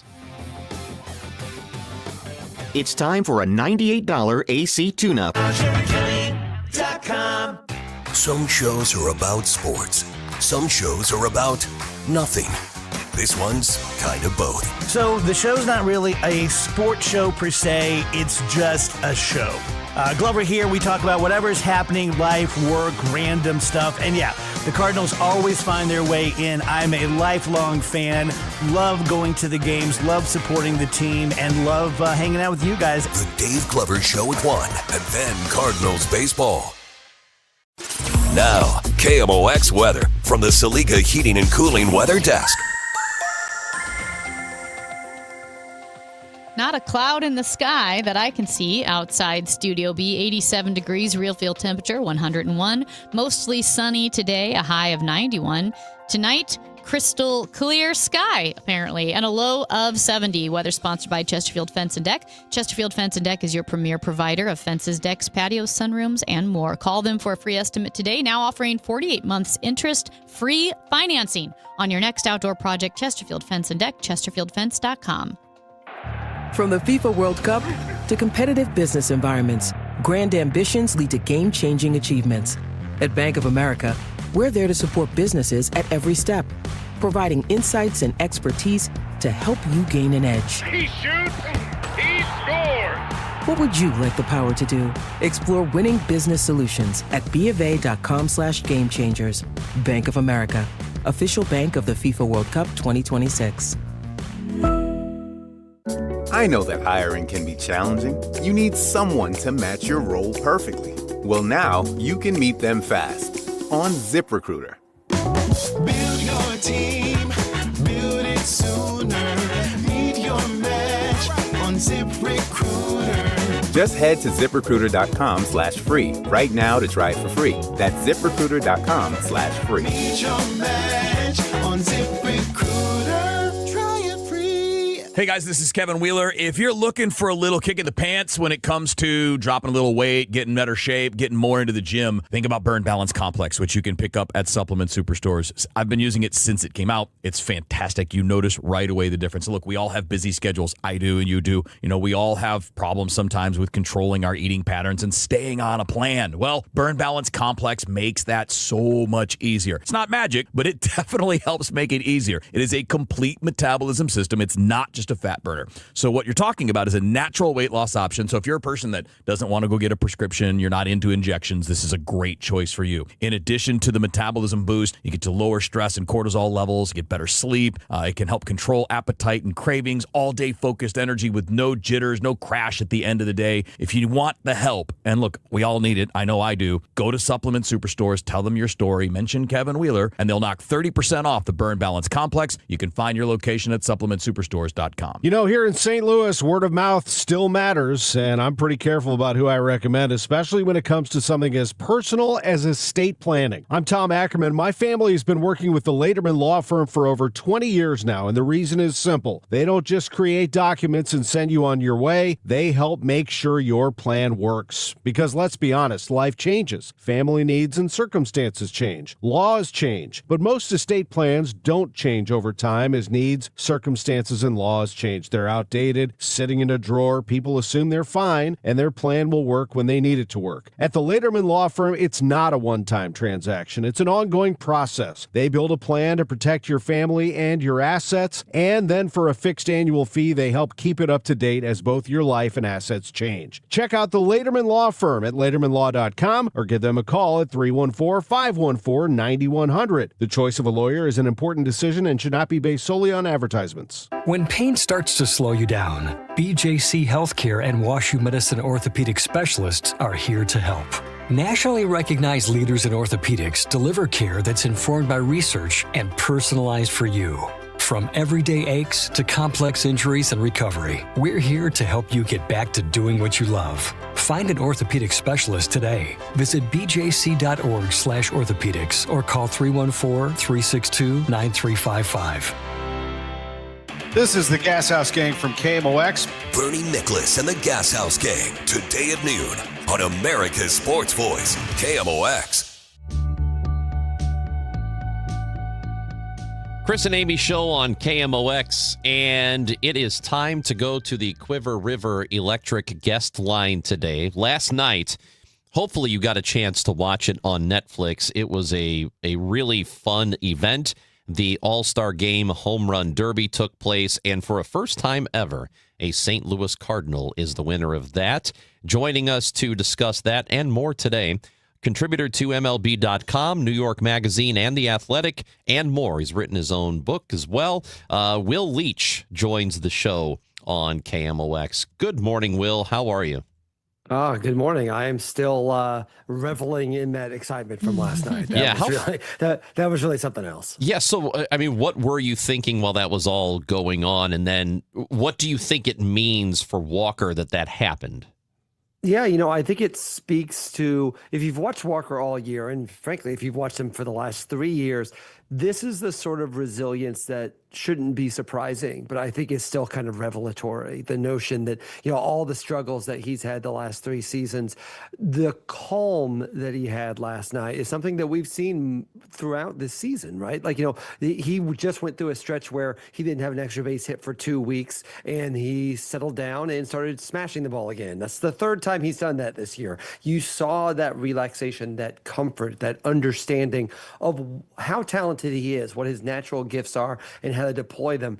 The entire, I don't know how you would feel having 45,000 Philadelphians screaming at you. I don't know if I'd like it. I don't think I would enjoy it. And he didn't seem to faze him at all. It was really, it's one thing to say that yes, there's never been a Cardinal that's won it before, but really when you can think about the journey that Walker has been on, I mean, there was an argument, I personally made the argument that he should start the season in AAA this year. That was a bad argument, and I was wrong. It was really terrific to see what he's done. So last night felt like a pretty clear national star is born moment. You saw Barry Bonds talking after about he thought it was the best home run derby ever. That's a guy that knows from hitting home runs. So it was something that I think is going to get Walker a lot of more national attention that we've already seen here in St. Louis quite a bit. Yeah, and it was not just the fact that he won the home run derby, but he managed to win the home run derby with so much drama surrounding it. Like if you had to, craft the story and all the supporting and ancillary factors to just make the drama that much more intensified, you had that because you're in Philadelphia. You have Kyle Schwarber. You have the cutaways to Kyle Schwarber's PO'd face. Like he looked very unhappy. And even the fact that, I don't know, in my head, maybe like Schwarber would have batted last, but the fact that Walker got to bat last and it set it up for a walk-off home run derby win, essentially. And it made it that much more fun. I didn't feel like it was some throwaway all-star home run derby game. Oh, no question. And it was so set up for Schwarber, every possible storyline, right? Like not only is he in Philadelphia, the game is in Philadelphia. It's, it's America 250. This game has been set up to be in Philadelphia for a long time. Schwarber's beloved there. Harper was a part of it as well. All of his teammates, everyone's cheering for him. And Walker said, yeah, that's great and all, but I'm going to go ahead and win anyway. That's really kind of remarkable. And when you think, too, of not just what Walker's been through, but some of the mental struggles he's had, right? Like, I think obviously we all know his physical gifts, but there were times, particularly last year, which was according to Fangraphs WAR, he was one of the 5 worst players in baseball last year. And if you watch him on a regular basis, there'd be like an 0-2 on 0-2, he would take a 92-mile-an-hour fastball right down the middle. I mean, he was clearly struggling mentally in a lot of ways. That speaks to just how far that he's come, not just to be able to come back and become an all-star this year. Now you see the next level of it. There's a lot of all-stars in baseball. Not a lot of them would be able to handle that, of what he had to handle last night. And not just that, but it really didn't seem to be any sort of big deal, right? He seemed very relaxed the entire time.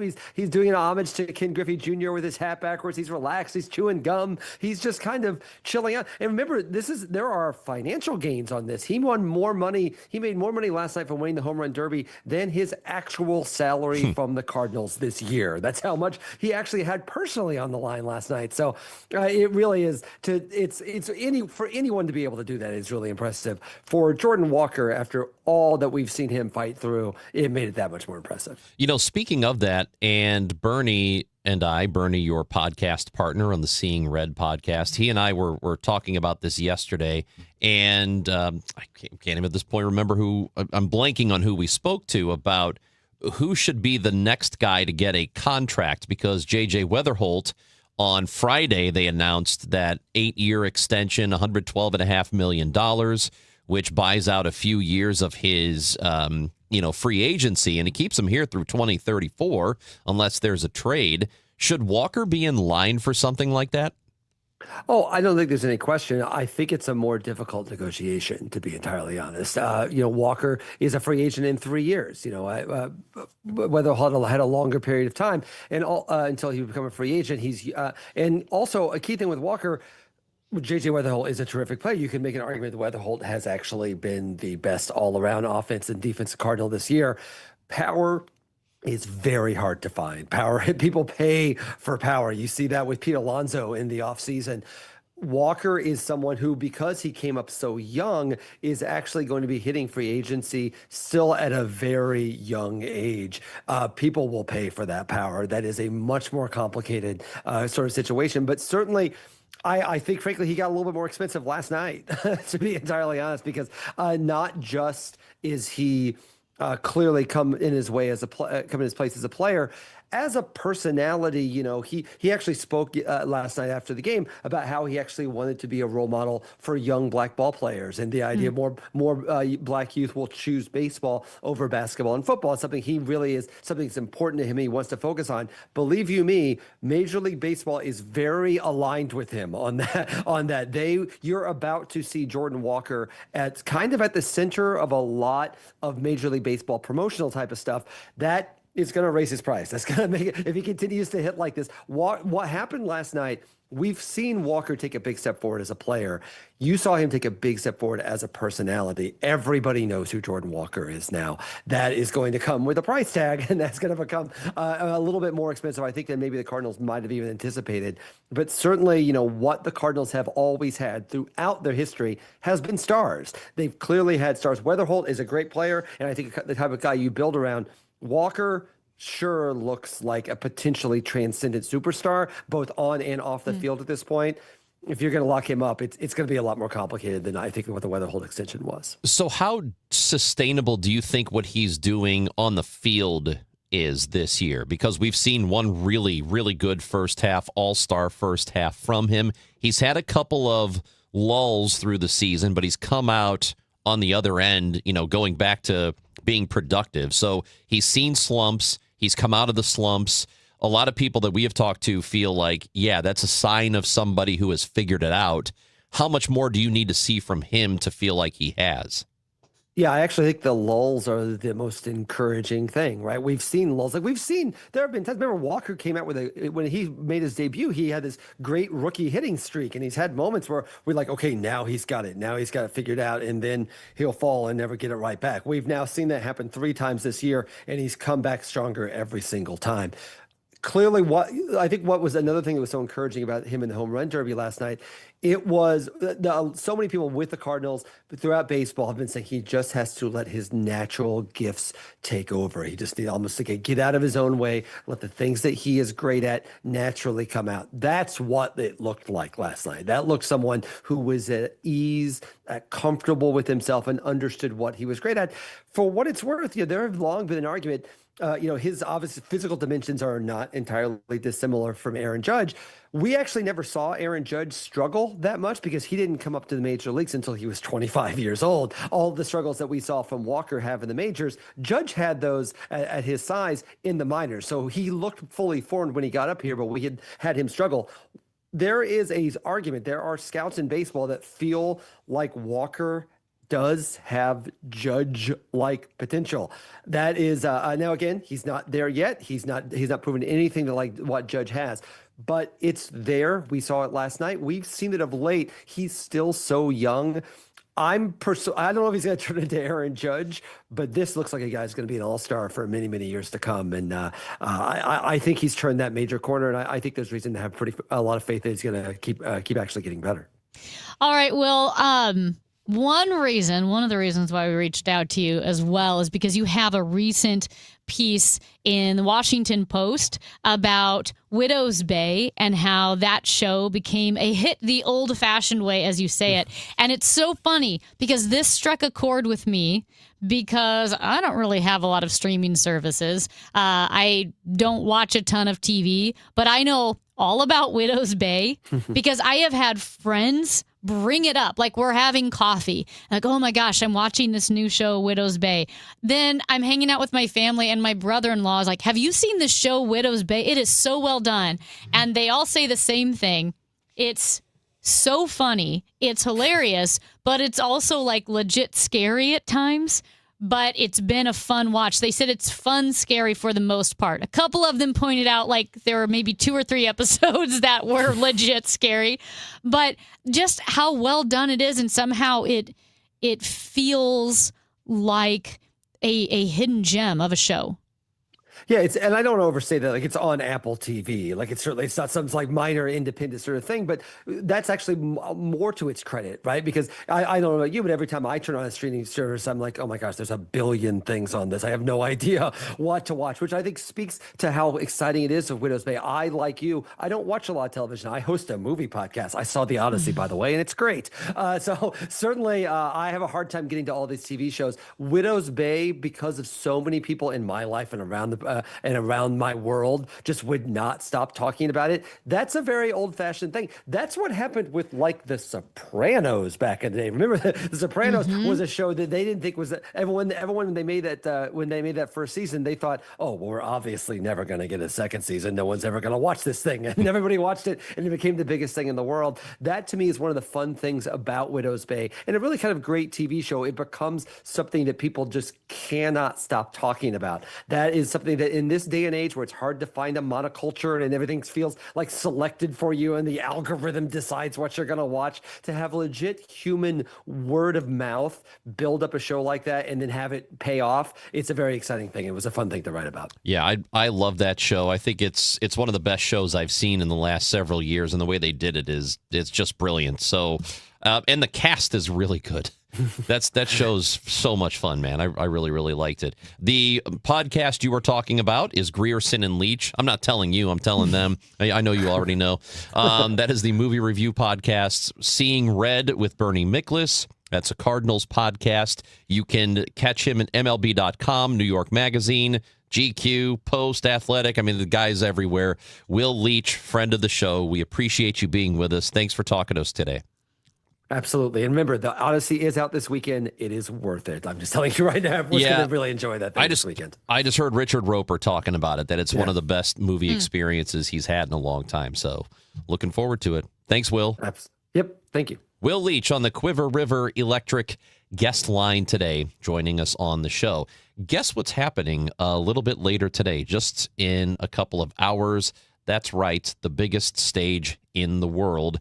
And who's going to advance? Is it going to be France? Is it going to be Spain?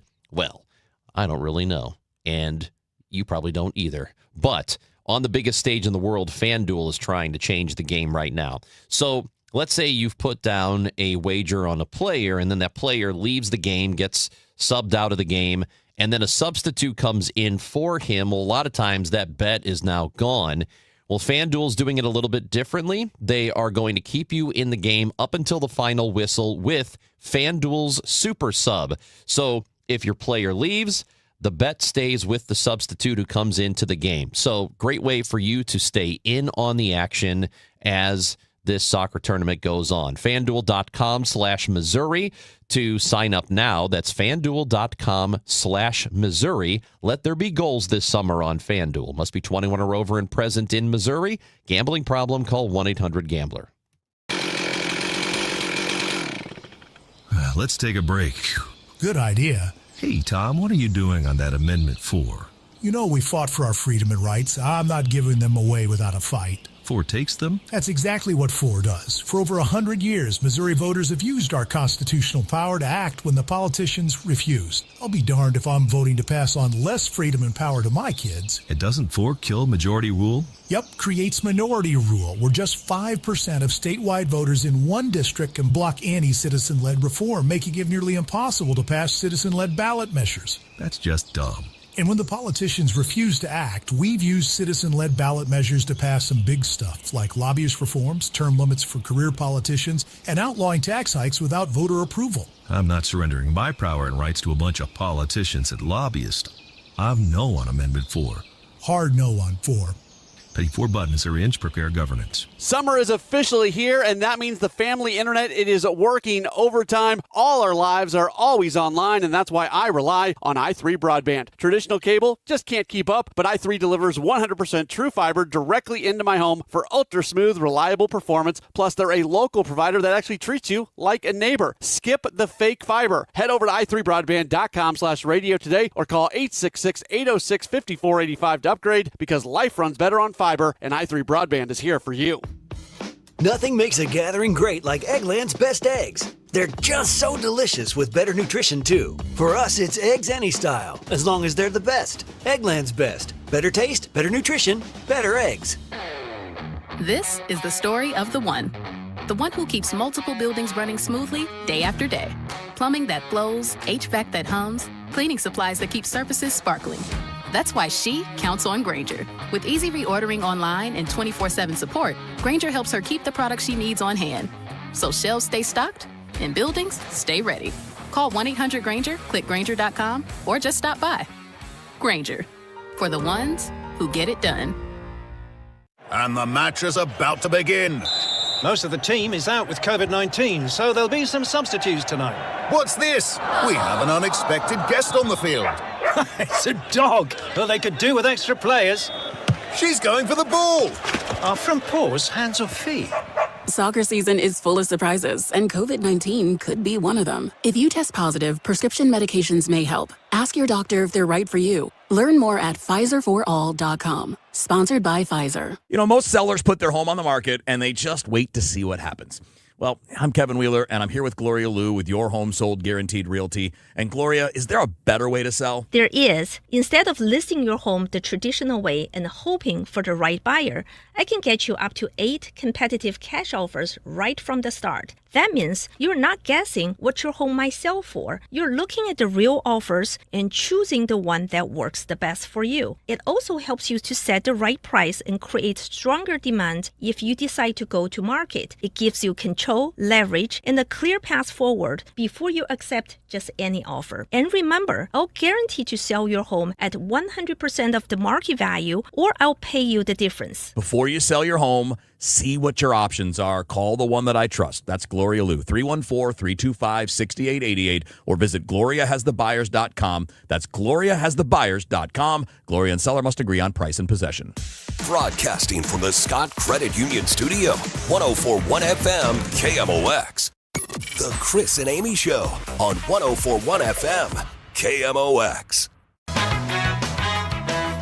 Gas House Gang at 12 o'clock, Bernie Miklasz and me, and we are going to focus a little bit on of course, we're going to talk about Jordan Walker and what he did. All-Star Game is tonight, and we will talk a little prospect. We'll have a little prospect talk with you because the Futures game happened over the weekend.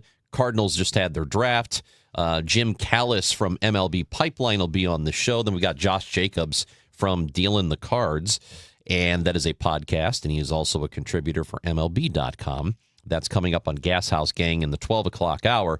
We're going to talk a little gasoline and how much it costs and what's going to happen from here. Petroleum analyst with Gas Buddy, Patrick DeHaan, will be with us momentarily. But yes, the All-Star Game is tonight. And also, as I mentioned, France and Spain in the World Cup. We're getting close to the end of the World Cup.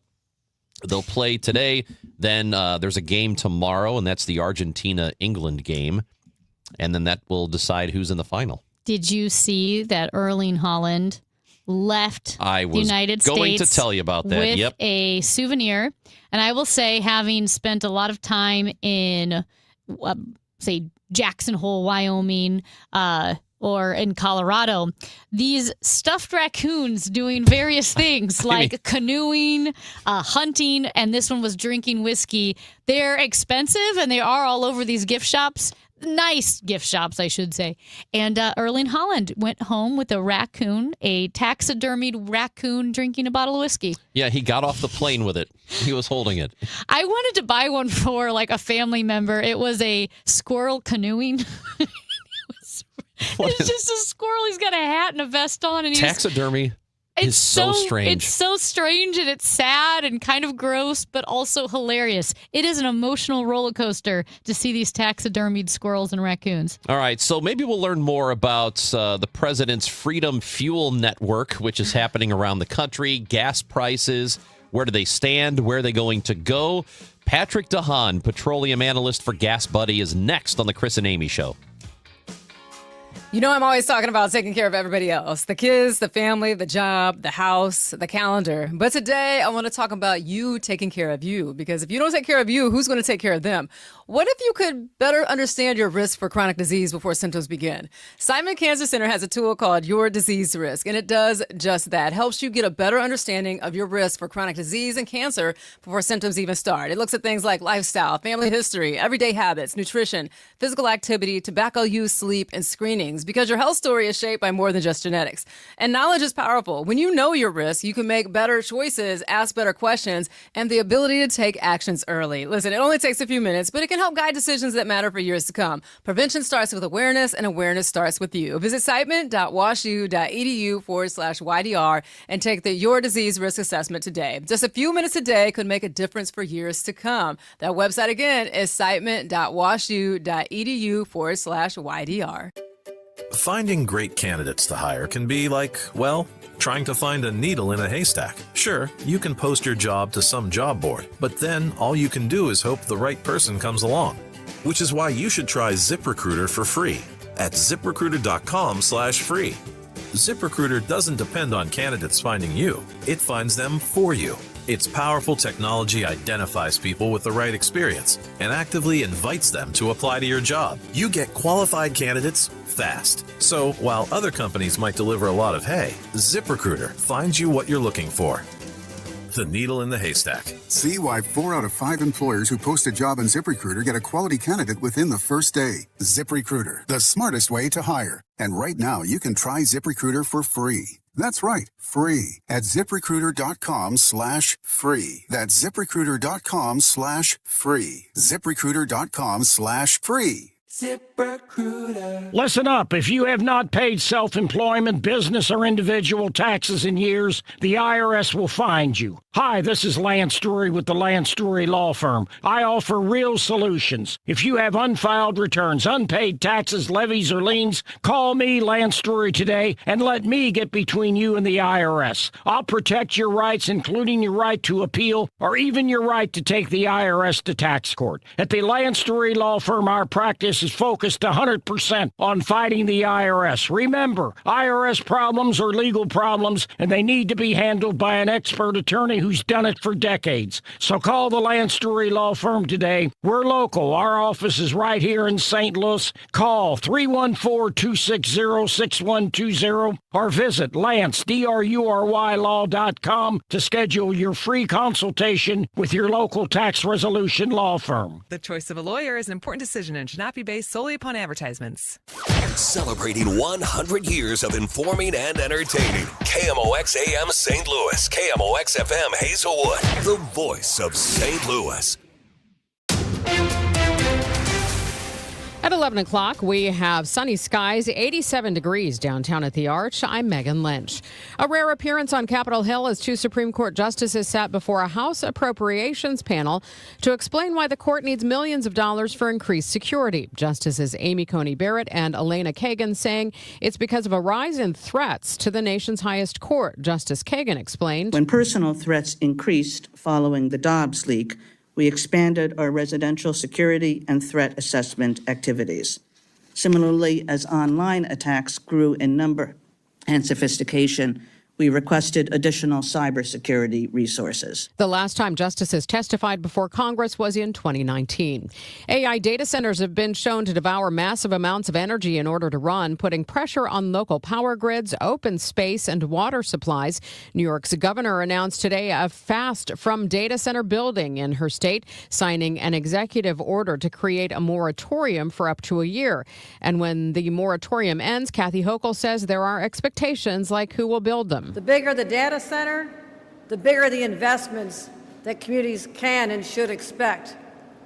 We also want to make sure that labor has a seat at the table, so projects can include wage standards and labor agreements and prioritize local hiring. The executive order requires environmental impact reviews, community commitments, but no tax breaks. Hospitals and academic institutions are exempt from the moratorium.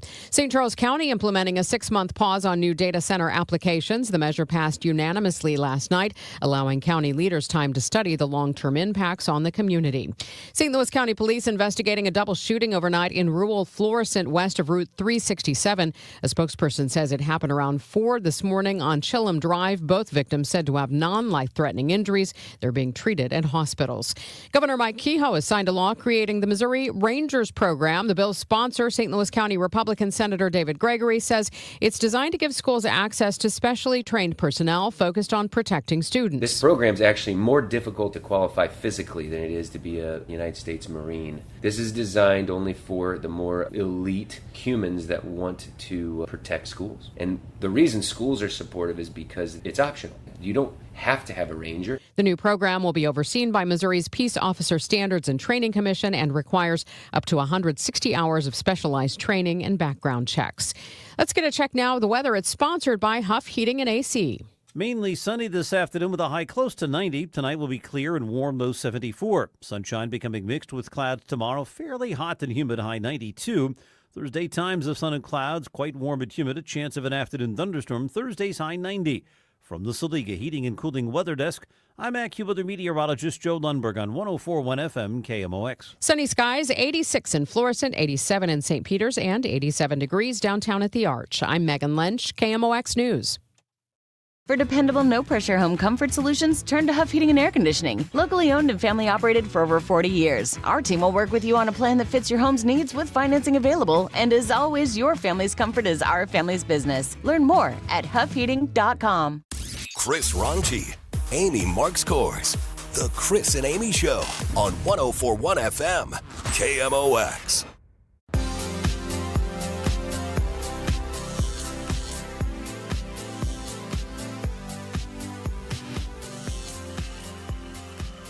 Hour 3 of 3 of the Chris and Amy Show.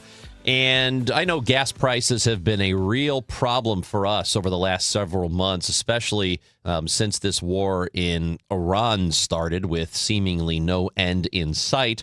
And there's been a little bit of fluctuation, but prices are up from where they were going back to February. Where do we go from here? And what about these Freedom Fuel Network stations that are popping up around the country? To discuss that with us, petroleum analyst with Gas Buddy, Patrick DeHaan, joins us on KMOX. Good morning, Patrick. How are you? Good. Great to be with you. So let's talk now, first of all, about where gas prices around the country stand. How are we doing relative to a month ago? Well, prices have started to perk up in the last week. We're still about 16 cents lower nationally than we were a month ago. A month ago, the national average was just a fraction of a penny under the $4 a gallon mark. Today, we're at $3.84, but more concerning, well, after 8 weeks of decline, we are now swinging the other way with gas prices up 10 cents nationally in the last week. We're still 16 cents lower than a month ago, but we are about to see a bit of a jolt here. Oil prices did rise 9% yesterday. And that's leaving gas prices to jump starting today. We're actually up 2 cents a gallon nationally. So beware of a little sticker shock that could hit over the next couple of days. All of that has to do with the big jump in oil yesterday. Oil up another 2% today. We're close to $80 a barrel. Boy, just a couple of weeks ago, we were below 70 at about 68. So it's quite a jump. The only headline here, well, it's not really the only headline, I should say. but we're expanding the impacts. It's not just the Strait of Hormuz and the U.S. and Iran, but the other headline here that's not getting much attention is how Ukraine has been carrying out drone attacks on Russian oil refineries. And there's only a finite amount of refining capacity in the world, and that's why there's been a bit of a disconnect between the price of oil, which at $80, I mean, it's still relatively low compared to where it was in March and April, but gas prices remain elevated. And part of the equation is because there's been a huge drop in Russian refining capacity as a result of those drone attacks from Ukraine. Patrick, we talk with a financial advisor and every week, and he was talking about how weirdly the stock market is a bit inured from, maybe what the president necessarily says or even the day-to-day actions that are going on with Iran, because it's just kind of leveling out in a wait-and-see mentality. But with oil prices, is there any of that inoculation from the chaos, or does it always respond in real time? Everything responds in real time.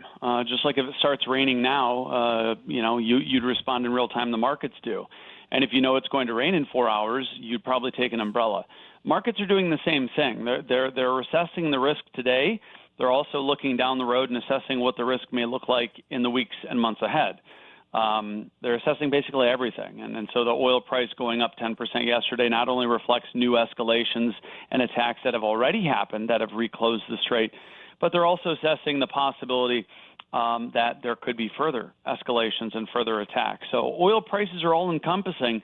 They look at what is happening in the here and now, but their job is also kind of assessing the likelihood of how long oil markets could remain affected. And oil up again today, kind of continuing that assessment. As we see the president talk, as we see Iran respond, the market's trying to anticipate what could happen next. And, of course, there's no way of knowing exactly that.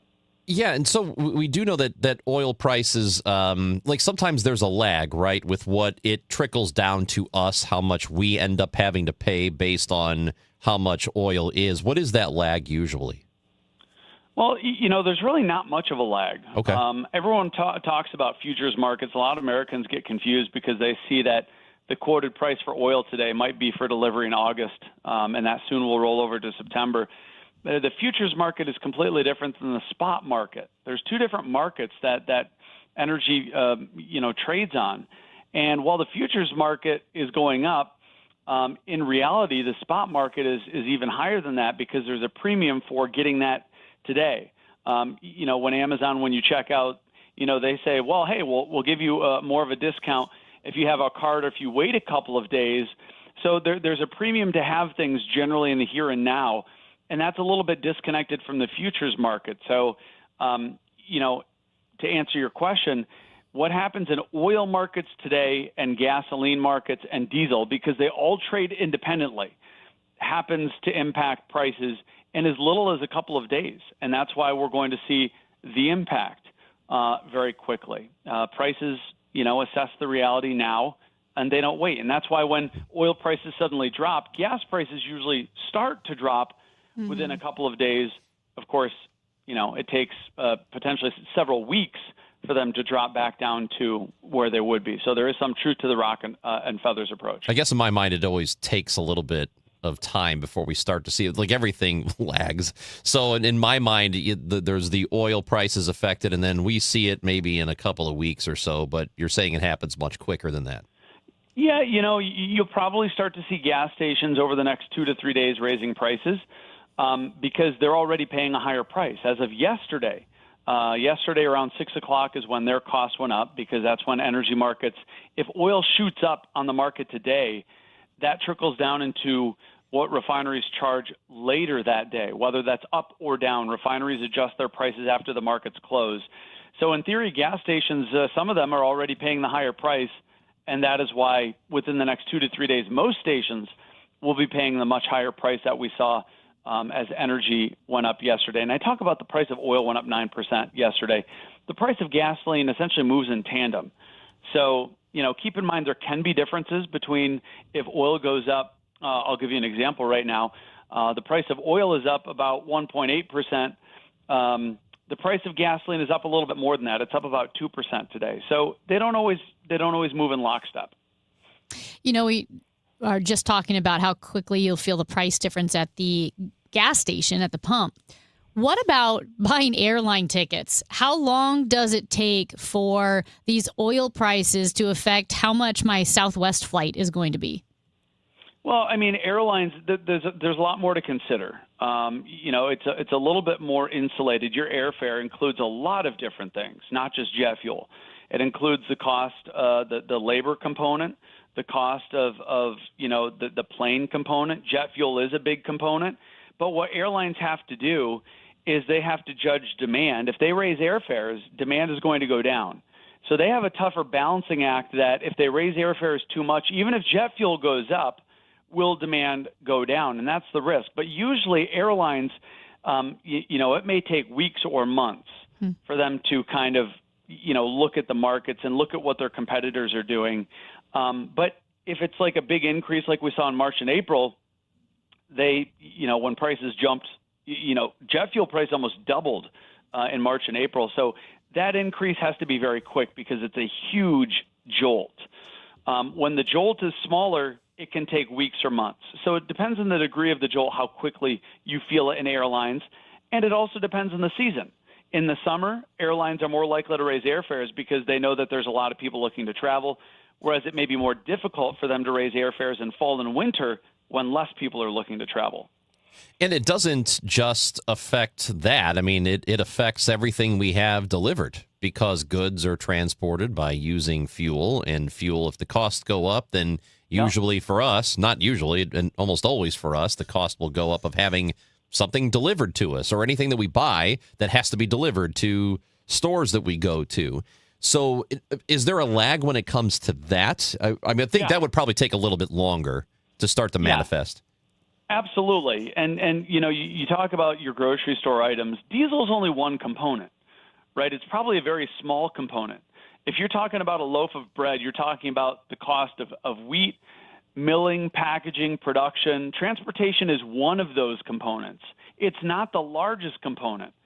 But to your point, there will be a trickle-down effect. When diesel, which is likely to shoot above $5 a gallon, when the fuel or transportation cost goes up so dramatically, it will eventually force product prices to go up.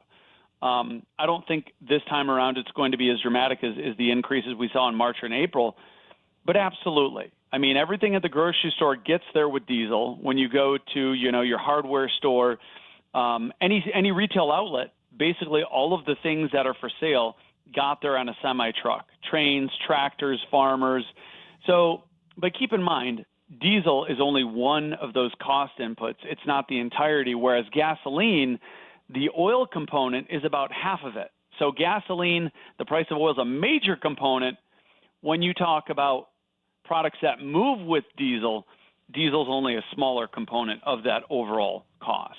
Patrick, I know we got to let you go. I don't know if you can answer this in a couple of seconds, but the Freedom Fuel gas stations, are those being subsidized by the government or not? I can't tell. I wouldn't think so. But anyone's best guess. We've seen stations sell at or below their cost. I don't know how much margin they're making, but it could be an individual operator. I'm not real privy to what's going on there. Patrick DeHaan, we always appreciate talking gas with you. So thank you for being with us and giving us all the information. Thanks for having me. Appreciate it. Patrick DeHaan, petroleum analyst with Gas Buddy, joining us here on KMOX. And yeah, I'm looking at what the gas prices are in the area that I live, and it's down a little bit from where it was, like probably 20 cents from where it was about a month ago, but it is still over $1 more than what it was going back to February. So it's been a significant jump. It's weird. I was looking at different prices and for tickets. I'm always planning trips, even if I don't take them, and was looking way, way, way in advance for a trip to Zurich. And the price of the ticket was through the roof, like $2,000 for a basic ticket, which is really high, which might be, I don't know all the tricks for traveling. It might be that when you book a year in advance, it's just really expensive. Obviously, I didn't book it. I was just looking. But then at the same time, Southwest, I'm always scouring Southwest prices. And if you do the most basic airfare, they had flights to Denver when I would want to go to Denver for $94 each way. And so I've never paid, $180, $190 for a round trip ticket to Colorado. I've never had it that cheap because usually Denver to St. Louis is pretty expensive. And so I like he said, I'm guessing it's probably less contingent right now on oil prices and more on demand. Because you do seem to be the airlines seem to be insulated a bit more. There is only one way, and this is the best hack. This is the best trick to really limit how much it costs you. Okay. And that is to be a stowaway. If you can find a way to sneak onto the airplane, like maybe through the wheel well, you'll be okay. But if you just hang on to the landing gear? Do not do that. Okay. No, you got to get up in there. They can't. If they see you, they're not going to take off. So you have to find a way to get on the plane and hide. So I feel like this is advice our listeners should not take. I'm guessing. Oh, yeah, totally. Don't do this. it. Yeah, don't do it. Or what if you find a ship? Find a boat that's going over to Europe. If you're trying to get to Europe, sneak onto the boat. There's a lot more. So much longer on a boat. Yeah, but a lot more places to hide. I mean, if I had to stow away on one of the two, yes. Yeah. A boat would probably be easier. Yeah. Hey, we may have a little more information on where the poopy parasite is coming from. So my gosh. If you want to know more about that, then we can tell you when we come back. Really? We're the experts on it now? Well, just based on stories that we're reading. Stories. We're reading reports. There is credible reporting that we know where the poopy parasite's coming from. Stop it.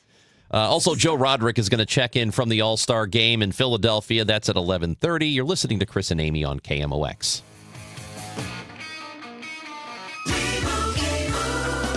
And Doug. Hot dog! Get your hot dog! Customize and save with Liberty Mutual. Hey, what are you doing? I like your method. Direct. To the point. A little loud, but... Listen, people don't buy car insurance the same way they do hot dogs. Not yet, but both are customizable. Popcorn! Get your popcorn! Hey, this is a hot dog area. And customize and save area. Get a quote at libertymutual.com or with your local agent. Liberty, liberty, liberty, liberty.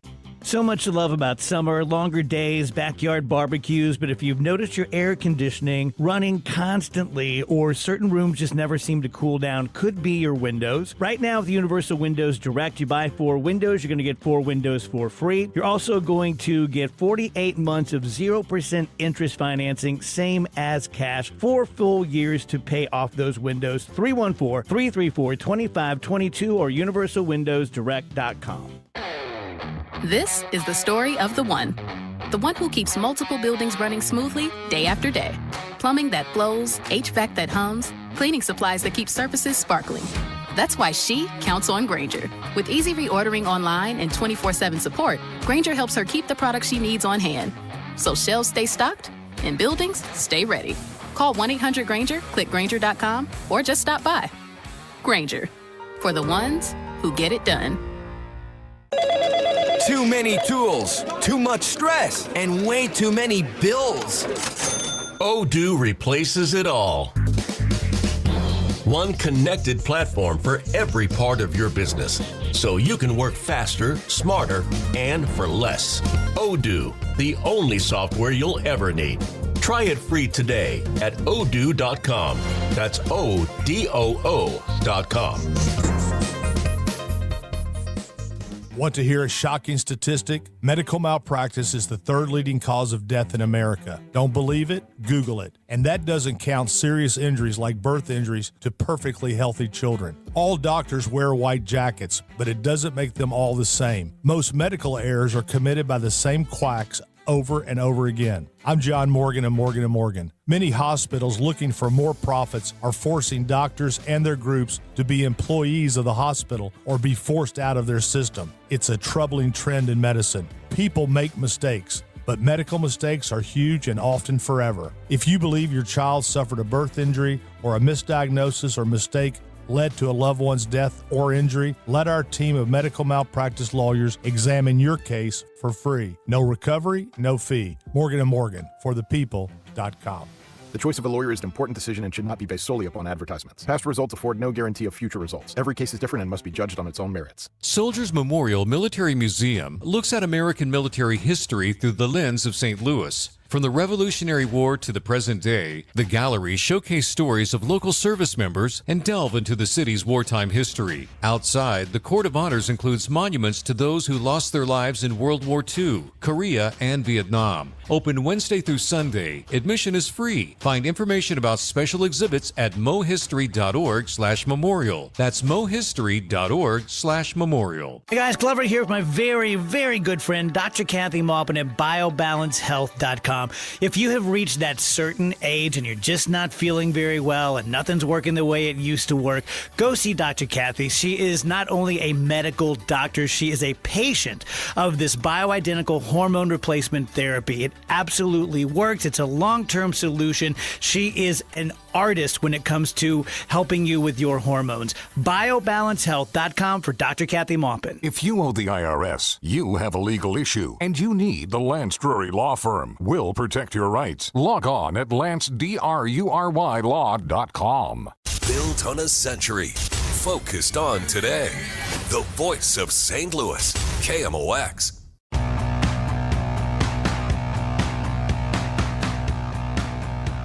Now, the poopy parasite is all over the place. Cyclospora, you've been hearing a lot about it in, the last couple of weeks here. And we'd love to never talk about it again. But would we? You specifically seem to enjoy this type of scatological story. Amy, every time it ends up on Total Information, that's the only thing that you could talk about. Well, because, I just feel, you want to talk about workplace harassment. Yeah. I feel harassed by those stories every morning when I wake up. You're at home and in your car listening on the Odyssey app, and they're talking to you about the poopy parasite. Well, there's been a problem, first of all, with the investigation of this, and it seems like funding cuts are to blame for some of it, because going back to last year, the CDC cut back on some of the monitoring they were doing of...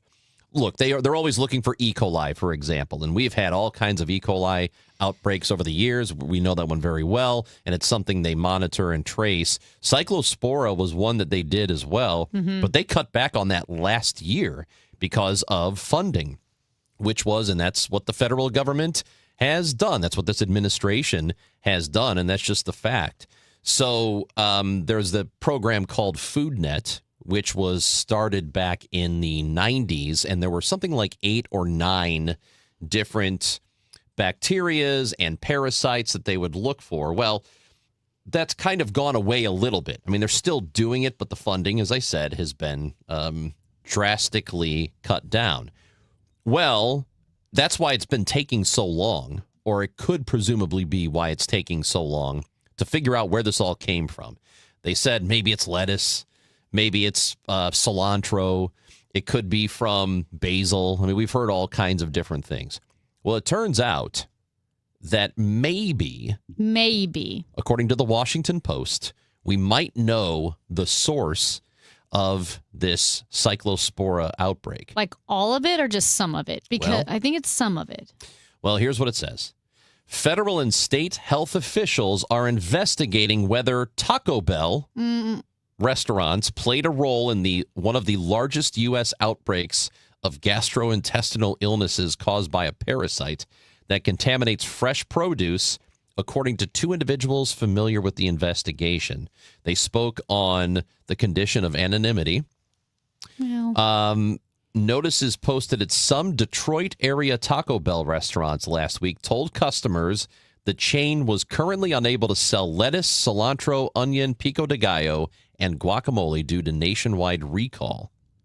Authorities have not yet identified a specific produce grower or supplier responsible for the multi-state outbreak of cyclosporiasis that has hospitalized more than 80 people. Public health officials say there could be multiple culprits. Taco Bell has not publicly explained the move or responded to multiple requests. Here's the thing. If Taco Bell is not selling those ingredients because of a recall, the recall, to me, indicates that there's some kind of traceable path here, because which companies are recalling? Where do they get, who are their suppliers, and which farms supply those suppliers? Yeah. To me, if nothing has been recalled, well, then, of course, it's hard to track it down, because you could say, yeah, I ate at Taco Bell, but I also ate here, and I also got this grocery from, this grocery store and so forth. But once a recall is initiated, it's either out of an abundance of caution or somebody knows something, and that recall should be traceable. So my understanding, and somebody who works in restaurant supply or something could give us more detail, I'm sure. My understanding, though, is let's say you buy tomatoes or lettuce from the same supplier. Yes. That it may not always be the exact same farm. Right. That the supplier gets it from that sells it to you. No, so sometimes it's a different farm. That I get. And there could be also, because, for instance, we don't even understand the scope of how much produce fast food restaurants use, because it's a lot. When Wendy's switched from red onions to white onions, or white onions to red, I can't remember, they had to give their suppliers a 2-year advance notice so they could start growing the onions. So suffice it to say, there could be 1,000 farms supplying Taco Bell with lettuce. Yes. According to the Washington Post, Michigan, which has been the hardest hit in more than 2,600 cases, on Monday identified leafy lettuce as the leading suspected source based on interviews with more than 1,000 patients. So this is where the tracing comes in, because they call everybody, or they talk to everybody who's been sickened by it. Where did you eat? What did you have? Oh, and I guess they're getting thousands of hits on Taco Bell lettuce items. And I remember when everyone was getting sick from Chipotle years ago? It was the lettuce. I don't. Yeah, because lettuce has always familiar. kind of scared me. But when I got sick a couple months ago, were you at a Taco Bell? No, but I had cilantro. Oh, you did? Yes, I had in Colorado. No, this was in Missouri. Okay. And I know we haven't had any documented cases, but what if I wasn't part of this outbreak? I was just part of the regular statistics, because they said 60 people get it in Michigan every year. Like getting COVID in November of 2019? Like you were one of those people? No, not quite, because no one got COVID until COVID was unleashed on the world, in whatever form it was. What I mean is people have had cyclosporiasis before. Michigan usually has 60 cases. What if I was just one of Missouri's regular cases and then the outbreak happened? You just didn't report it because you didn't know. I didn't know. So here's where it is in the states surrounding us: Iowa, Illinois, Indiana, although we don't border Indiana, Kentucky, Tennessee, Arkansas, Kansas, and Nebraska all have it. Oklahoma does not. We border Oklahoma. Guys. And Missouri does not somehow. It's surrounding us, but we don't technically have it. But I guarantee it's here. I'm drinking a cyclosporiasis smoothie right now. Yeah. And as I keep telling myself it's okay, and now I'm not sure. Because you know what's in it? Leafy greens. Yeah, you're probably not good. Kale and spinach. Yeah, you'll be out soon. Gosh, I just went through this in May. I can't do that again. You'll be okay. It was not okay. But, I mean, obviously and I think we should be commended for not making the Taco Bell diarrhea joke, because that's all anybody ever says about Taco Bell is that it gives you the scoots. You haven't heard this? I thought that was White Castle. Both. These are the two, Taco Bell and White Castle. Those are the most famous restaurants associated with the scoots. Charlie Brennan had a foreign exchange student stay at his house years ago, and they took him to White Castle right before his flight home. Good. How'd it go? I don't know. I'm sure it was fine. It's a terrible thing to do. That's Amy Marks Kors. I'm Chris Ranji. Last night, Jordan Walker, maybe he became a national star by winning the Home Run Derby. And we'll talk to Joe Roderick, who was there covering for KMOX, and the All-Star Game is tonight. Joe with us next.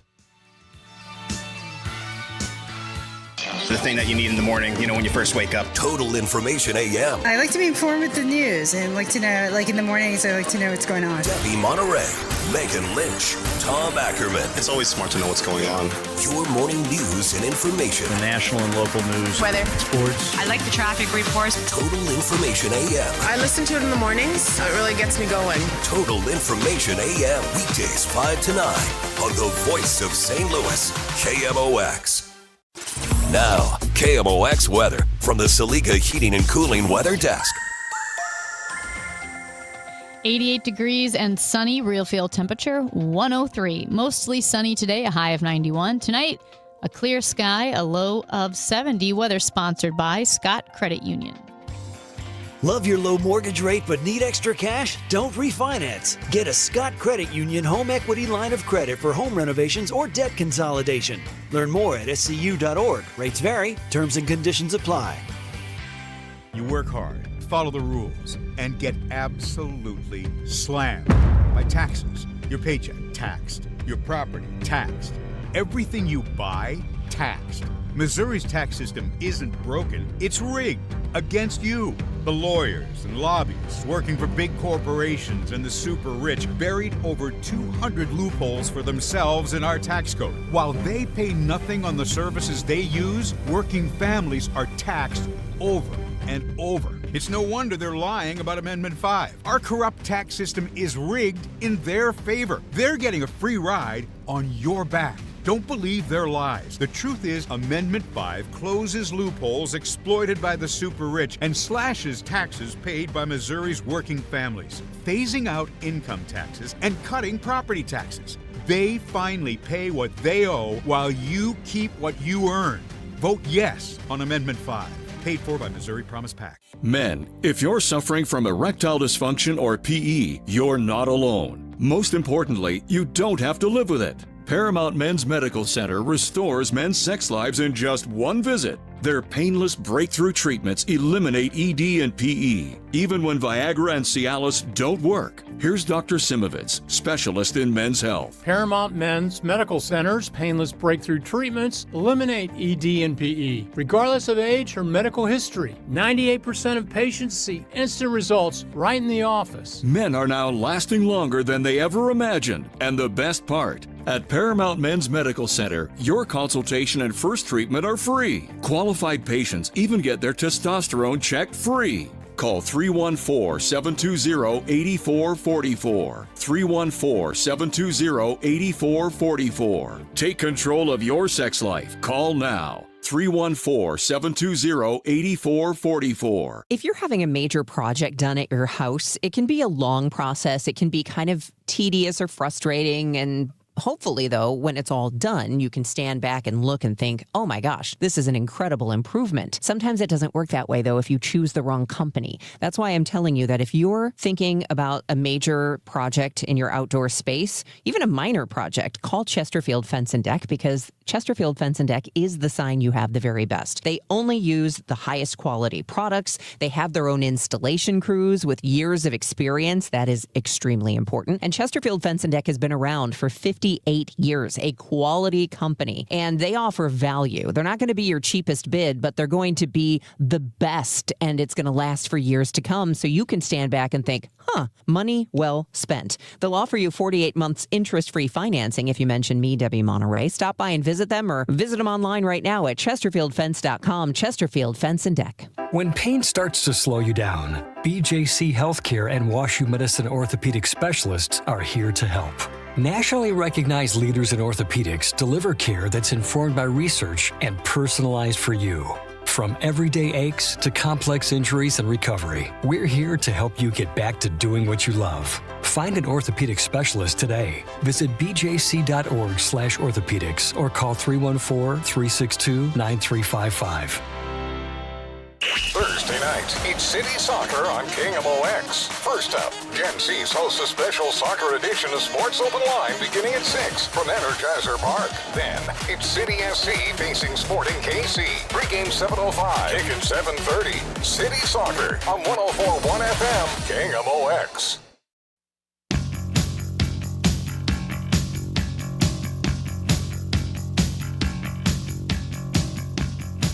What a night it was last night in Philadelphia. I bet nobody's ever said that.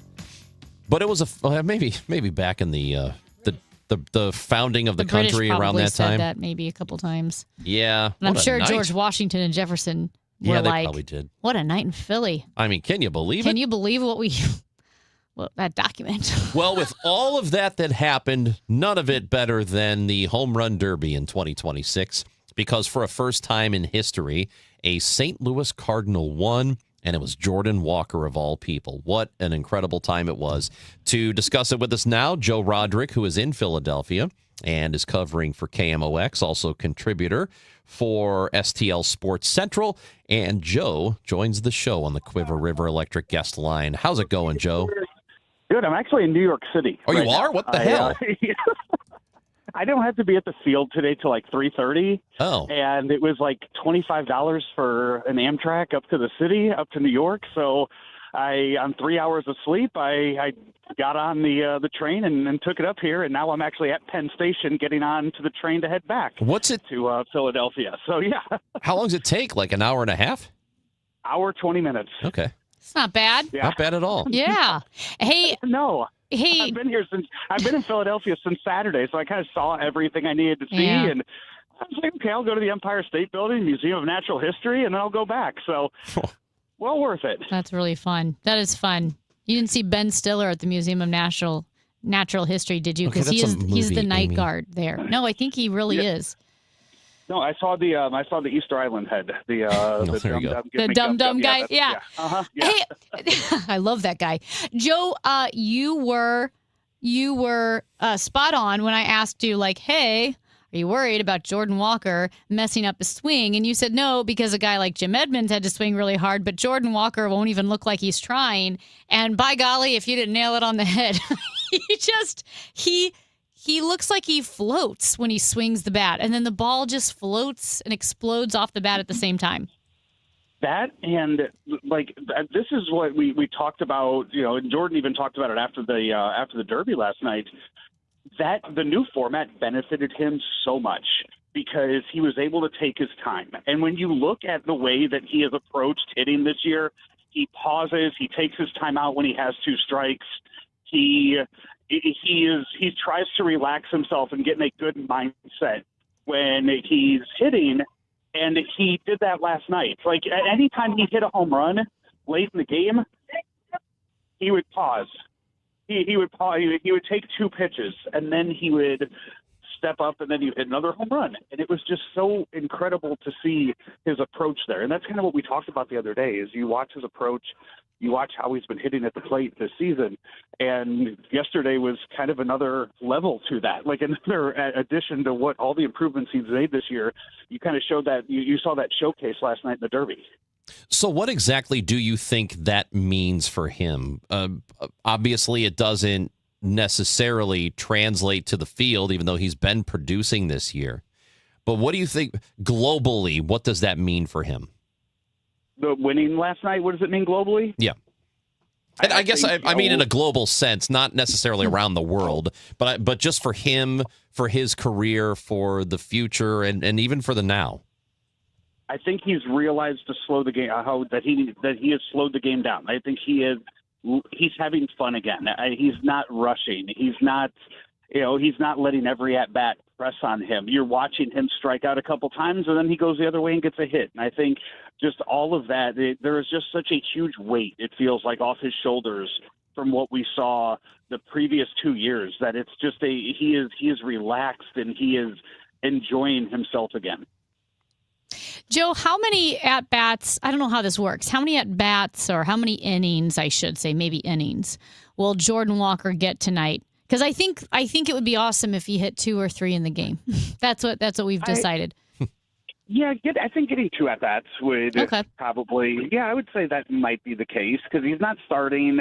I think especially after last night and putting himself, then now that he's like a well-known name and everything, I do think that he gets in there pretty early tonight. I'm not 100% sure who the current right fielder is for the National League or who's starting there, but I think they'll make a big deal of trying to showcase him again. And hey, this is your home run derby guy. This is, and maybe the Philly fans will cheer him tonight because he's on the National League side. So maybe that'll be a nice change of pace.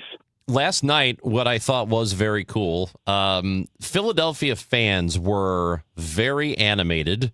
They were very loud, and it felt like it was 95% people from Philadelphia or fans of the Phillies, and nobody else got any cheers, really, except for Bryce Harper and Kyle Schwarber. Those were the only two, and they booed everybody else. And then after the game, they asked Walker about it, and he said, "My dad told me you don't boo nobodies." And so he felt pretty good about that whole thing. It does seem like he is playing or just existing in baseball with a great deal of confidence right now. It was top 3 as far as crowds go of an event that I've ever been to in my life. Outside, like World Baseball Classic in 2023, Dominican Republic versus Puerto Rico in Miami. Like I've never seen anything like that. I'll put it up there with like a WrestleMania as far as the crowd goes. And last night, just for like the Kyle Schwarber versus Wilson Contreras in the semifinals last night, I was trying to reset. I was trying to charge my phone. I'd been running around the entire stadium for about 2 hours, and I was just trying to sit for a second. I didn't have to see a TV screen to know if Wilson Contreras was hitting a home run or not. Yeah. It's awesome. They celebrated every time a player, or Contreras in particular, didn't hit a home run, if it was not a home run, it sounded like the final out of a playoff inning. Yes. And I'm just sitting there. I do not have a view of the field or a screen or anything, and I knew exactly what was happening because of that. Well, the Philly fans, they booed Santa Claus. And they would throw batteries at their own players. So you really had to expect you were going to get some kind of raucous crowd, which again made the Jordan Walker moment that much better. And just the look on Kyle Schwarber's face when he realized, oh my gosh, I don't think I'm going to win this thing. Yeah, the final. There was a point in that final round that I had kind of was like, okay, well, it's not going to happen. Jordan Walker finally ran out of steam. I didn't think he had that in him. I really didn't. For him to hit those last 4 out, to hit 6 in a row, 4 or whatever it was at the end, I didn't think he had it in him. And I was with everybody else in the stadium. I was like, all right, this is Kyle Schwarber's to win. And then he just started hitting that magenta ball, and he started hitting that last swing, and it just went over and over. And it was like, oh, my God, he's going to do this. And I think the one before he tied it, that's when I was like, all right, he's going to win this thing now. Joe Roderick is joining us from New York. He's on his way back to Philadelphia, where the All-Star game is going to be tonight. And as Amy mentioned, Walker's in this game. We're also, we know that Riley O'Brien is available to pitch. We've got Ivan Herrera, who is available to play in this game. What do you think the most important thing that the Cardinals can get out of tonight actually is? So talking to Ivan Herrera yesterday, we asked him, Derek Gould and I were both talking to him at the same time, and we asked him, like, who are you hanging out with in the clubhouse? Are you going to the catchers? Are you going more towards hitters? And he was very honest, and he said, I'm going to talk to hitters. I want to learn from other hitters in baseball. So that's kind of where his mindset is. I mean, this is a 24-year-old that all he wants to do is learn from the best in the game on how to become an even more dangerous hitter than he already is. So I thought that was pretty interesting to get that take from him about it. So I think a lot of that's going to come from, being in the clubhouse, or maybe Riley O'Brien hanging out in the bullpen with Mason Miller. Like maybe he gets something from him there and learns something, or learns, a new grip or a new pitch or something. I think those are the things that are going to be more important, and they're going to take away from it more than just what happens on the field. Right. And I think when you look at something like an all-star game, I said going into it, I was like, yeah, it's going to be fine, right? It'll be fun. It's an all-star game. The home run derby is going to be fun. It's going to be fine. And then, of course, it was absolute drama. And it was so much fun seeing Jordan Walker transcend the moment. And I do think it's a watershed, even though it's not, it's not a playoff game. It's not even a regular season game. Like you said earlier, everybody knows who he is now. Yeah, and let's add to this as well. So Ollie's there as one of the coaches. Yep. When's the last time that we have seen a home run derby where the manager of that player is out there celebrating with the winner? I don't recall ever seeing that. And Ollie's out there with everybody else celebrating him last night. Like, they're all taking this in and taking something away from this. Joe Roderick, we appreciate your time. Enjoy the game tonight, and I assume we will check in again tomorrow just to see what your thoughts were on everything that transpires tonight and the last 2 days here for the Cardinals. So far, it's been a great representation for this team, and we'll see how tonight goes. Thank you, Joe. Absolutely, guys. Joe Roderick covering the All-Star Game festivities for KMOX here, contributor to STL Sports Central as well. Live from New York for a few more minutes before he heads back to Philly. Dude, is he sleeping at all? Because it's only an hour and 20 minutes or whatever by train to go. Yeah. You forget how close all of that actually is. DC to New York and Boston, even in Philadelphia. It's not that far away, but still. So the only time I've done, it's not like that, but maybe when I was flying internationally, we had an 8-hour layover in Newark, New Jersey. So we took the train out of Newark and the train to New York City to, I guess it was Madison Square Garden. But at any rate, we took the train. And by the time we did all that, we had about 3 hours in New York City, because then we had to go back through security at Newark to our gate. But it was totally worth it. Rather than sitting in Newark Airport for 8 hours, we got to spend about 3 hours in New York. We got some food, got a bagel, got some coffee, walked around New York City, and then took the train back. I did that going to my guy, Tommy Freeze Pops. Remember Tom Carroll? He used to work here, or used to work in St. Louis. He had his bachelor party in Providence, Rhode Island, and I flew into Boston, and I had some time before I had to get to Rhode Island. I thought, I'm going to go around the city because I love Boston. I walked everywhere. It's it's one of my favorite places. And it's fun to do that, but man, is it exhausting. It's the Chris and Amy Show. We do have the Gas House Gang coming up at 12 o'clock. Bernie Miklasz and me will talk about last night. We'll talk about Cardinals prospects, too, and how a couple of experts think the draft went. So we will do that soon on KMOX. All right, you hear me talk about Rottler and Rottler Pest Solutions, whether you're dealing with stinging insects or like mosquitoes, ticks, even moles in your backyard. But did you know that Rottler Pest Solutions is family owned?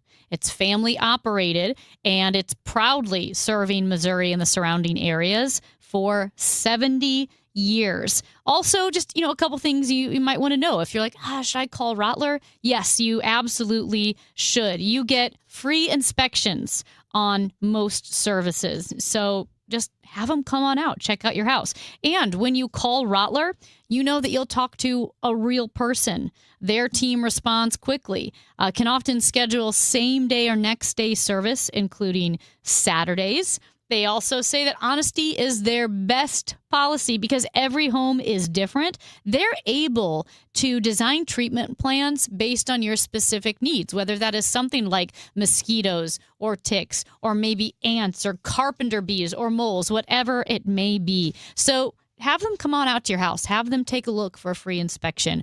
Visit Rottler.com, Rottler.com. Let's take a break. Good idea. Hey, Tom, what are you doing on that Amendment 4? We fought for our freedom and rights. I'm not giving them away without a fight. 4 takes them? That's exactly what 4 does. For over 100 years, Missouri voters have used our constitutional power to act when the politicians refused. I'll be darned if I'm voting to pass on less freedom and power to my kids. And doesn't 4 kill majority rule? Yep, creates minority rule, where just 5% of statewide voters in one district can block any citizen-led reform, making it nearly impossible to pass citizen-led ballot measures. That's just dumb. And when the politicians refuse to act, we've used citizen-led ballot measures to pass some big stuff, like lobbyist reforms, term limits for career politicians, and outlawing tax hikes without voter approval. I'm not surrendering my power and rights to a bunch of politicians and lobbyists. I'm no on Amendment 4. Hard no on 4. Pay 4 buttons or inch, prepare governance. America is turning 250 this year, and Circa Sports is celebrating by offering all users in Missouri $250. For everyone in Missouri, all you have to do is deposit $250 on your Circa Sports app, then play through that deposit. Once you do, Circa Sports will reward you with $250 right in your account. This is available for everyone in Missouri, new and existing users. Celebrate 250 years and find out more at circasports.com today. Must be 21 or older and in Missouri. Gambling problem? Call 1-800-GAMBLER. Back to school starts now. Get long-lasting battery life on the Dell XPS laptop powered by Series 3 Intel Core so you can work from anywhere. Now starting at $699 with exclusive student pricing starting at $599. Complete your setup with savings on select monitors and must-have electronics and accessories. Limited time deals and free shipping on PCs and more await you at Dell.com/deals. That's Dell.com/deals. This is the story of the one. As a maintenance engineer at a beverage manufacturing plant, he starts his day knowing every line is ready to run because Grainger delivers the industrial-grade products he needs to keep mixers, conveyors, and packaging equipment moving. With Grainger's vast selection of bearings, belts, and motors, he keeps operations running smoothly, so nothing grinds to a halt. Call 1-800-GRAINGER, click Grainger.com, or just stop by. Grainger, for the ones who get it done. Is your financial advisor working more for your retirement or for his? Find out the real story behind the financial industry with Greg Ayler, Saturdays at 1 on Fire Your Financial Advisor. New Game Plus with Oxy makes your laundry smell incredible and fights stubborn smells, like the ones your dog Biscuit brought into your freshly made bed last night. But you wash that all away with Game. And now you're drifting asleep to the scent and sound of waves. Ah, no, that's the dog licking your ear. Biscuit. It just might be our greatest scent ever. Now with odor-fighting power. New Game Plus with Oxy. Broadcasting from the Scott Credit Union Studio, 104.1 FM KMOX. The Chris and Amy Show on 104.1 FM KMOX and the free Odyssey app. Got Bernals Mickles coming up, and that's what I'm going to start calling him. Bernals Mickles. I don't know why I just said that. But yeah, Bernie I said Mickles. Bernice the other day. You asked if his... I meant to say Bernard. Oh. I like doing the full name of people even if they don't have a full name. Like Craig is Craigery. Yeah, I don't like that one so much. Craigery sounds normal now. It doesn't even sound funny to me. Does it sound normal like Newt Larsbar sounds to me? Because Yeah. I tried calling him Newt Larsbar, and then because I was doing it, I sometimes get confused. I get confused. Because I've been saying it to myself so right, much. you say Newt Larsbar. I'm like, no, his name is Nars Loot Bar. And it's like, it's not Nars Loot Bar. It's Loot. It's not even Nars Loot Bar either. It's Loot Nars Bar. See, I messed you up, Yes. right? It is Lars Newt Bar. That's right. Lars Newt Bar. But not I have- Loot Nars Bar, Nars Loot Bar. I have You've absolutely. ruined it. Yep. Yeah. I did it to myself too. So it's not just to you. You know, it's kind of like on the Glover show when Trish Gazal said Toinkos. And they're like, yeah, they got to have a Toinkos. And it sounded right. And it sounds right. And now it's something that I get nervous about. Coin toss. Yeah. See. Instead of Toinkos. I had a really bad one that I can't say it. And here's why it happened. Because when I worked at the sports station in Chicago, so there's a blown save. All right. Okay. And Charlie Steiner, Yeah. who used to be on SportsCenter and broadcaster for the Dodgers now, or I don't know if he was. He's not anymore. But he was on the station, not with me, but he didn't say blown saves. He added an L. And so, Wait. did you see how you're going to have to think about Okay, it? I have to think about it because I don't get it yet. But anyway. Yeah. And it just kind of, they played it all the time. And I don't think that we should do that. So I'm not going to. Yeah. But it was in my head. And so then one time I said it. And then that got played all the time. You know, But it can happen. Like if you hear yeah. somebody else screw something up, that just now then becomes your thing. or sometimes you have like verbal dyslexia suddenly when you're talking. Like I'll get that. Our good buddy Chris Kerber, I mean, not my story to tell, but back, and this was, I think, when he was calling minor league hockey. So the statute of limitations has run out. Yeah, he's fine. It was a fight for the puck in the corner. Oh, but hell it yeah. did not. He A had pite for the, was it a pite for the, you know what? There was something going on in the corner that should not be going on, I'll tell you that. Yeah. Also, I will tell you that if you're watching on YouTube, Yeah. Jacob nailed it. He got it right. Jacob figured it out. I'm not going to put it up on the screen Oh, here. geez, yeah. Yeah, that's what I said. You can watch the show, Facebook, YouTube, Twitter. In fact, when the show is over, you can go back and watch it. You can go back and watch it on the Odyssey app, too. So there are multiple, or actually you can't watch it. You can listen to it on the Odyssey app or KMOX.com. Our podcasts, full show, segments, interviews, they're all there for you to listen to. And guess what, Amy? We'll come back tomorrow at 9 That sounds great. because it is time for The Gas House Gang. with Bernie Miklas and me. We'll talk. Who knows what you'll talk about? Well, I can tell you right now. I think no one can guess. Yeah, we'll think about it during the break. We'll let you know. But the Gas House Gang is coming up next on KMOX. It's a man bag. It's a man bag. You can still be tough and carry your stuff. Time now for today's Spotlight on Money, sponsored by Ethos. Your retirement plan should include more than money. You also need an